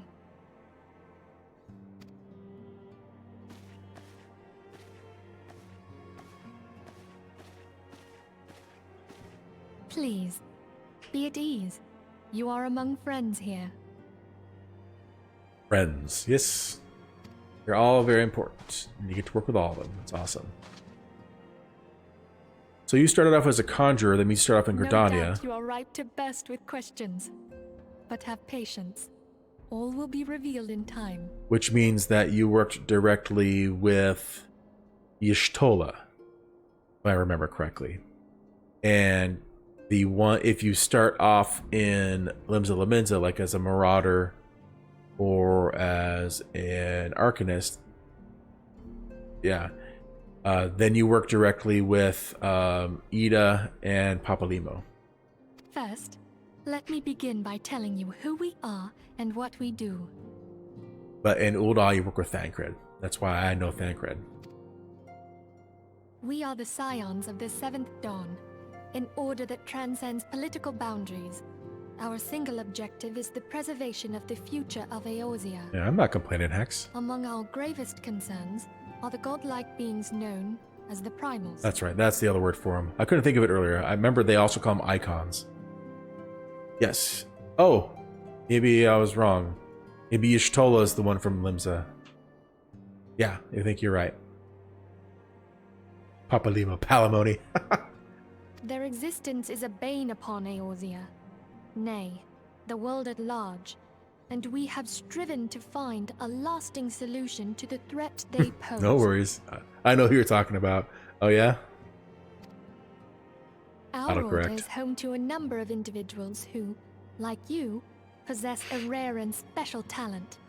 This talent takes various forms, but one holds particular interest for us. Tell me, have you ever experienced a sudden, inexplicable loss of consciousness? Have you ever had the sensation of being pulled away from reality? The bad lip syncing. Felt as though you were hovering in space, a mind without a body? It's called dreaming. All these things are the manifestations of your talent. Yours is the power to transcend the boundaries of the soul, a power known as the Echo. The Echo. The Name Echo drop. allows you to pass through the walls of a man's soul and hear the resonations of his past. You will be there in his memories and see things as he saw This them. would be kind of a weird power to have in real You may life. even interact with that which you see, though you cannot change the outcome of events. The Echo, yeah. For another blessing, Ooh. the Echo will enable you to know a man's mind Echo, even if you Echo. cannot comprehend his words. Ah, In go. short, the Echo is a truly extraordinary power, and this power is strong within you. It is only a shame that we cannot use it whensoever we choose. yeah, it is kind of random. That's right. I too possess the Echo. Twinsies. With that established, let us return to the subject of the Primals. So long as they exist, the realm cannot take so much as a single step towards true peace. Measures must be taken. Measures which transcend boundaries, be they of faction, race, language, or creed. And to do so, the Scions require the aid of those with our talent. We're Make special. no mistake, the Echo will be instrumental in dealing with the primal threat. Without it, we cannot hope to save the realm. I know not what it is No you worries, desire man. for yourself, Thanks for watching. nor what it was that first brought you to Eorzea. I'm going to try to figure out how to splice those two recordings together and see if I can make that work, and then I'll post it when I can. Yeah, definitely. I'll keep doing it too, and you have fun playing. If you're on the same server or whatever one of the servers that are connected to each other, kind of like in WoW, then we could even play together. Ooh. Yeah, have a good rest. But I firmly believe that the power we possess was given to us for a purpose. Why else would the gods entrust man with a gift so extraordinary, if not to have him use it? She looks so angry all the time. And so I implore you, Lend us your power.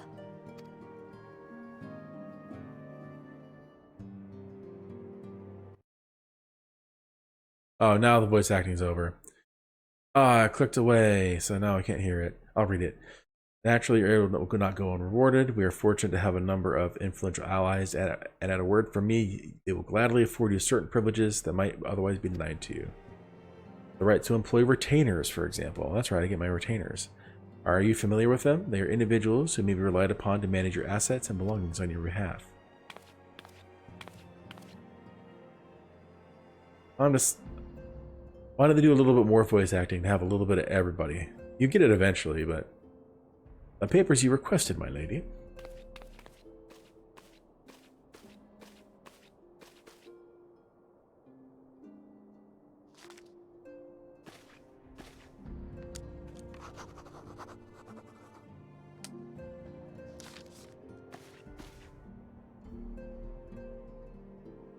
Thank you, Tataru. Pleasure is mine, my lady. By way of the welcoming gift, I have taken the liberty of adding your name to the Retainers Registry. As of now, you are entitled to employ the services of a retainer. You will need to consult a retainer vocate regarding the particulars of this arrangement, but believe me when I say retainers will prove invaluable to you in your adventuring endeavors. Let this gesture serve as evidence of our commitment to do all in our power to facilitate your personal objectives. In return, we ask that you aid us to the fullest extent of your talents. A mutually beneficial relationship, I'm sure you agree, and one which serves the greater good besides. Oh, I forgot to say, I know you already left text, but you'll see this when you watch the recording. With this armor, the one that's one piece for helm and chest, you don't get to see me nod. I know, it's sad. No more nodding. But I'll replace it eventually. Mutually beneficial relationship, I'm sure you'll agree. Which, oh, I already read that, huh? Well, that was a veritable lecture, was it not? Forgive me, but it is important that all concerned are aware of what is expected of them.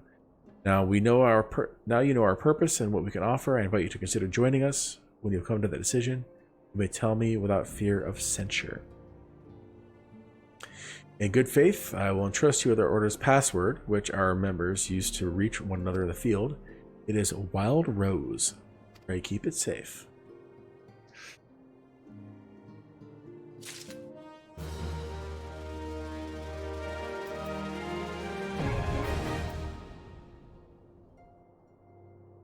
Ah, see, I did get some. So, I get 12.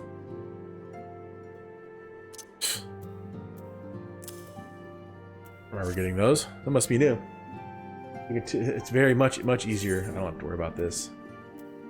They can store excess skill and gear or sell unwanted items in the markets. They may also be filled on ventures. Ventures, you can level them up and give them gear, and they can do stuff for you. We science have but one objective: to safeguard the future of Eorzea. Among our gravest concerns are the godlike beings known as primals. Long have we striven to find a lasting solution to the threat they pose. I know not what it is you desire for yourself, nor what it was that first brought you to Eorzea, but I firmly believe that the power we possess was given to us for a purpose. I consider this when you give me your answer, Alcazar. I go within the wild room. More voice acting? Can I get more? I take it you will help us. Perfect. Wonderful. I knew you wouldn't let us down. But come, I would introduce you to your friends in the Order. Oh, there we go. We get everybody's voice except Tell for me, Tataru, probably. Does the name Charlian ring any bells? Charlian. It used to be one of Eorzea's 6 city-states, and was situated in the northwest of Aldenard. I think Aldenard is one of the continents. The Charlians were the keepers of wisdom, both old and new. Their mastery over magic and ether was unsurpassed, and even the Garleans knew to fear them. Scary. Among their number, there were a noble few who devoted their lives to safeguarding the future of Eorzea. When the realm began its descent into chaos, and their countrymen fled for the motherland, they alone chose to remain here. These noble men and women were called the Archons. Those same brave souls stand before you now. Archons? The masked woman is Ida, and beside her is Popalimo. The two are charged with surveying the Twelveswood. Hello there. Welcome. Wait, 2 words. Okay, my turn to introduce someone. That there is Thancred. I know He is Thancred. our man here in Ul'dah, Jewel of the Desert. Welcome to the team. I never doubted that you'd come. We could get different lines depending on which city you start in. But it's all the same result. If I may, the lovely maiden beside me is named Y'shtola. Limsa Lominsa has the pleasure of being under her care. Greetings. Last but not least is Urianger, who presides over all affairs. I love it when within these Urianger halls. talks. Pray seek him out whenever you have questions. I know his voice acting changes over the expansions, but just the way he speaks is great. Dawn may banish even the darkest night. The words of a dear friend. I'm glad of our meeting. At the Battle of Carteneau, our leader was taken from us. But we did not stray from our purpose. We sought out Minfilia and others with her talent, and together established the Scions of the Seventh Dawn. Along with the Archons, those blessed with the Echo play a pivotal role in our endeavor to forge a brighter tomorrow for the realm. Heck yeah, let's do it. I'm down. I should also introduce you to Tataru, our clerk. She ensures that everything runs smoothly. Oh, do I get to hear her speak too? Pleased to make your acquaintance. Yay. In time, I hope you will come to think of us as family.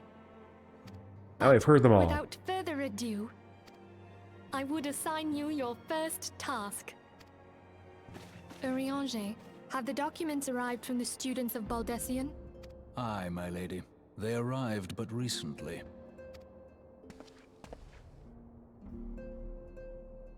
We have received a request for aid from the Immortal Flames.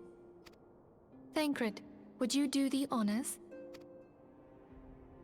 It would be my pleasure. Some days ago, a crystal caravan registered to Amagina and Sons mineral concern was waylaid and divested of its cargo. Divested. That's a good But word for it. there It was is more. stolen. Within a bell of the robbery, several people were reported missing from the shantytown outside the city. At a glance, one would assume the involvement of bandits, kidnappers, and coincidence. Such crimes are hardly uncommon, and the Immortal Flames deal with their like almost every day. However, this time we have reason to believe that a primal is involved. Aye, the evidence left behind implicates the Emoja, who are known worshippers of Ifrit. If we then consider the objects that were taken, there is no room left for doubt.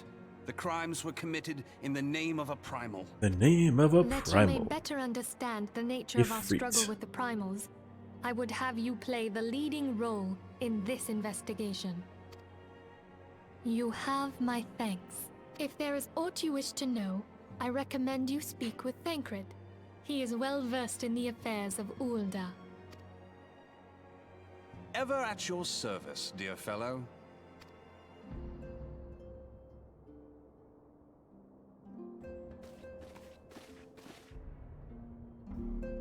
Cool. Alright, I can move around. Yay.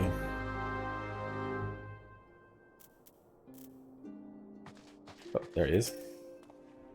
Ready to begin, are we? That's the spirit. So then your mission is to investigate a crystal robbery and a spate of abductions.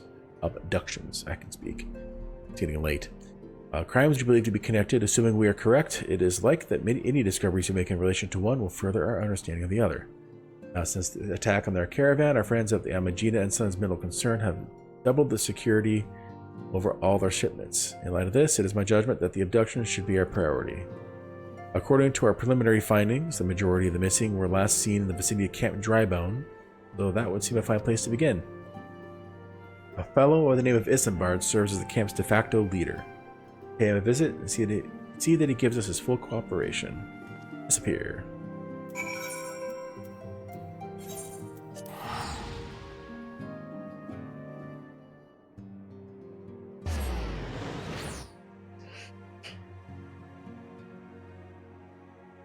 You have entered a sanctuary. Oh man. Ugh.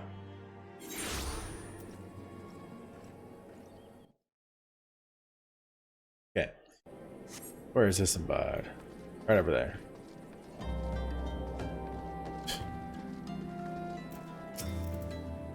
I'm Isambard, here to search for missing folk, I take it. Minfilia sent word that an adventurer fitting her description would be along. She also warned us to beware of the Amalja. It seems we know who the culprits are at the very least. Now I bear no official title of this camp, but the people have come to look to me for leadership. You have my word that I'll do all I can to help see the victim safely returned.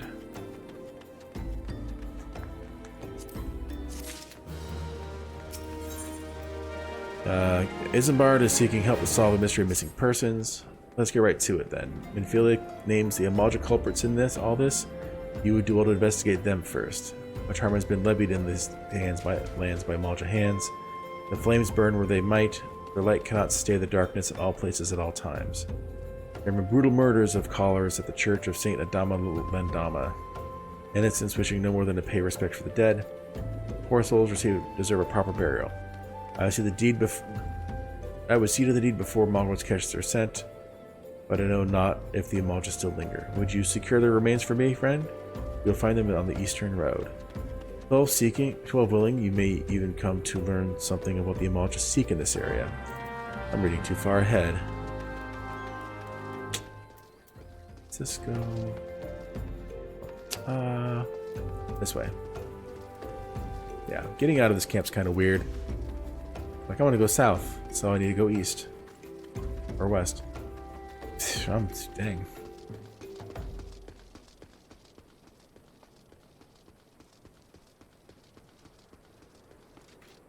Yeah. Oh, Tukos.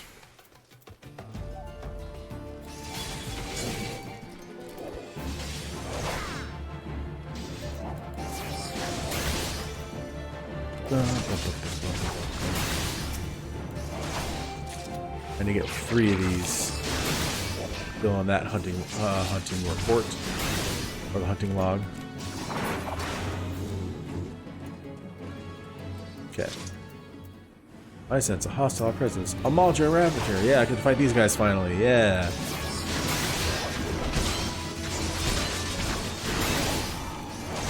I'm dodging a lot. Dang. Dodge. Another dodge. You can see it ticking over here. I'll dodge.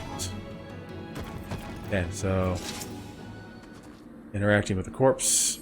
I get to carry 3 bodies around. I'm super strong. Imagine being a Lalafell. Deliver the corpses to Isambard. Can I find another Tuko real quick? Get that out of the way? Yeah, there we go.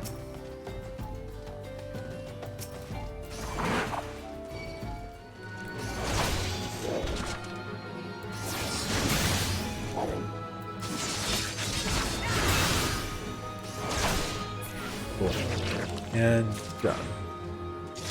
How much more do I have? Quite a bit. Eastern Thanalan, a lot of them are in Drybone. Central Thanalan. Worry about that another day. I'll just catch them as I see them.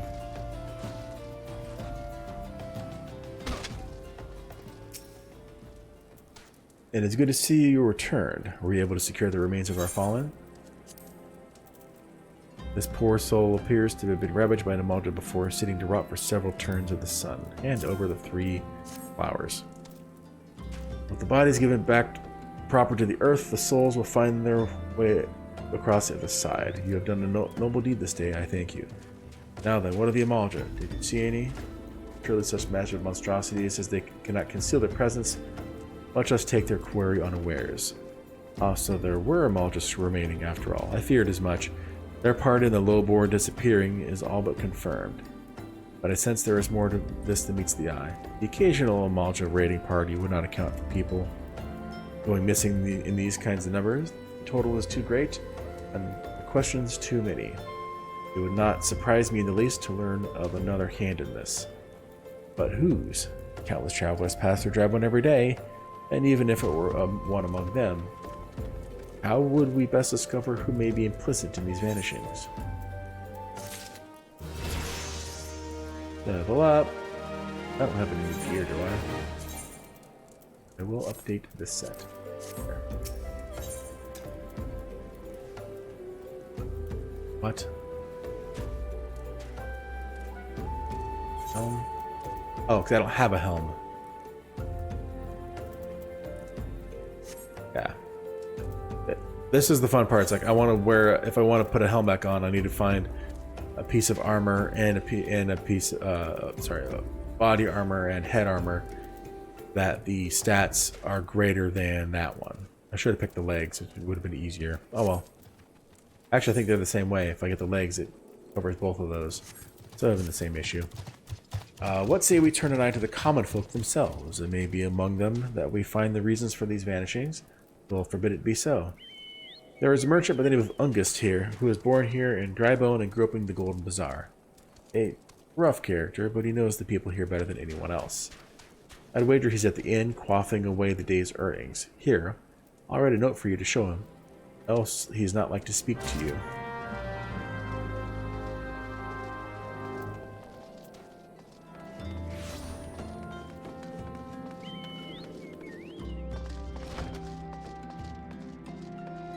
Oh, it's that dude, that merchant. Well, gods be damned. You're the bloody adventurer who threatened me back in Ul'dah. What in the seven hells do you want with me now?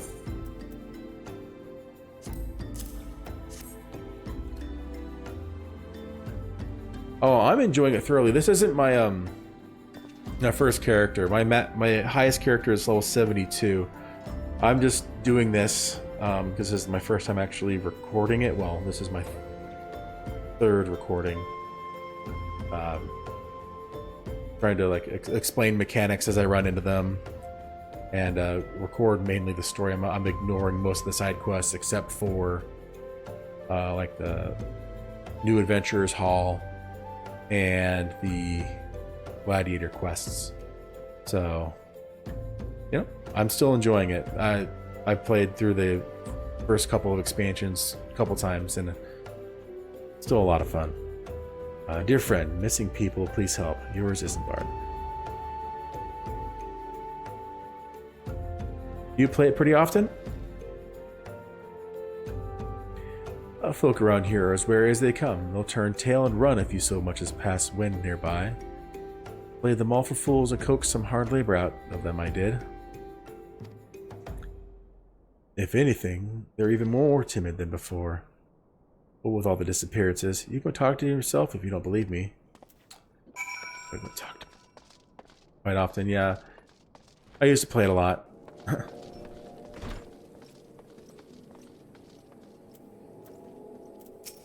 But you know, life finds a way. Please, sir, just leave me be. Later, hungry beggar. Devious derelict. I have nothing to say but this. I'll take who or whatever's been feeding off us low folk. Petrified pauper. I like the alliteration. What do you want from me? I don't know anything, I swear. Please don't kill me.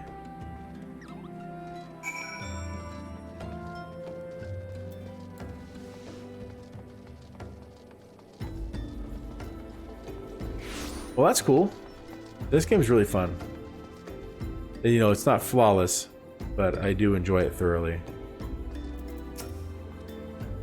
As I told you, wasn't it? A whole lot of them are terrified.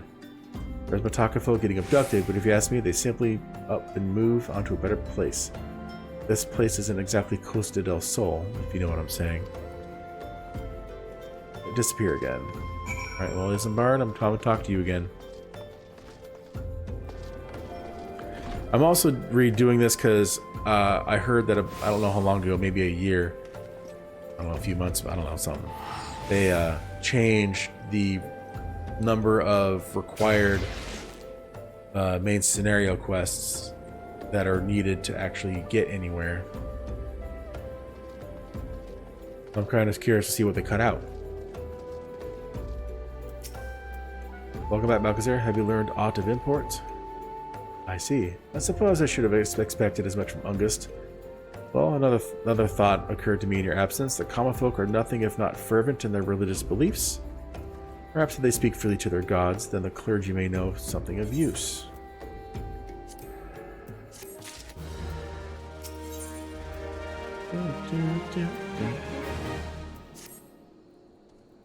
We would know what the common folk speak of to their gods. We've no better place to ask than the church of Saint Adama Landama. It is a small and humble church found to the northwest of here. And as long as you are headed there, might I ask you to deliver this embalmed corpse? A morbid request I grant you. Look at that mount. Cool. Can't even look when I'm in this conversation. But it must be borne to the burial, and I trust none more than you to see it done. Seek out a man named Marquis. He attends the graves of the Lich-Eared. He will tell you where the body is to be interred. Try to get this chocobo.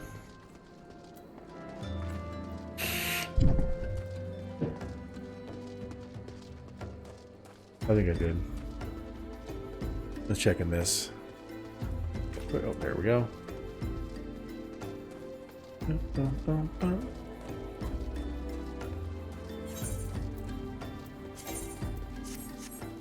Yep, I did get this chocobo.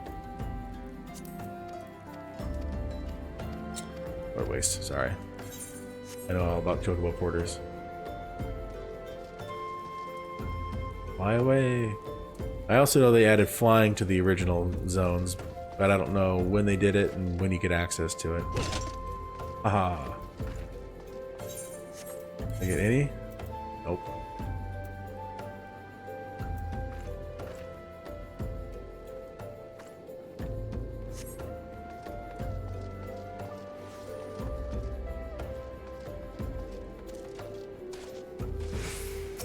Alright, well,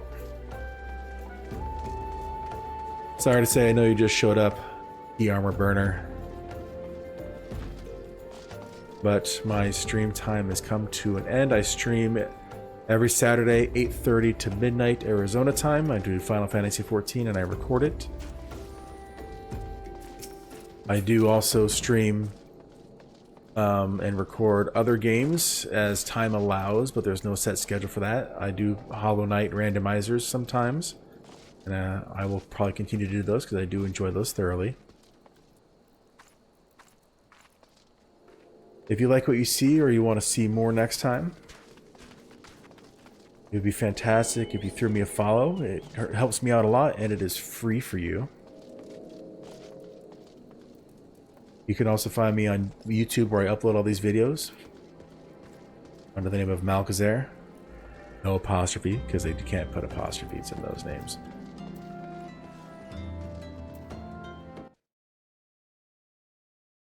And anybody else watching,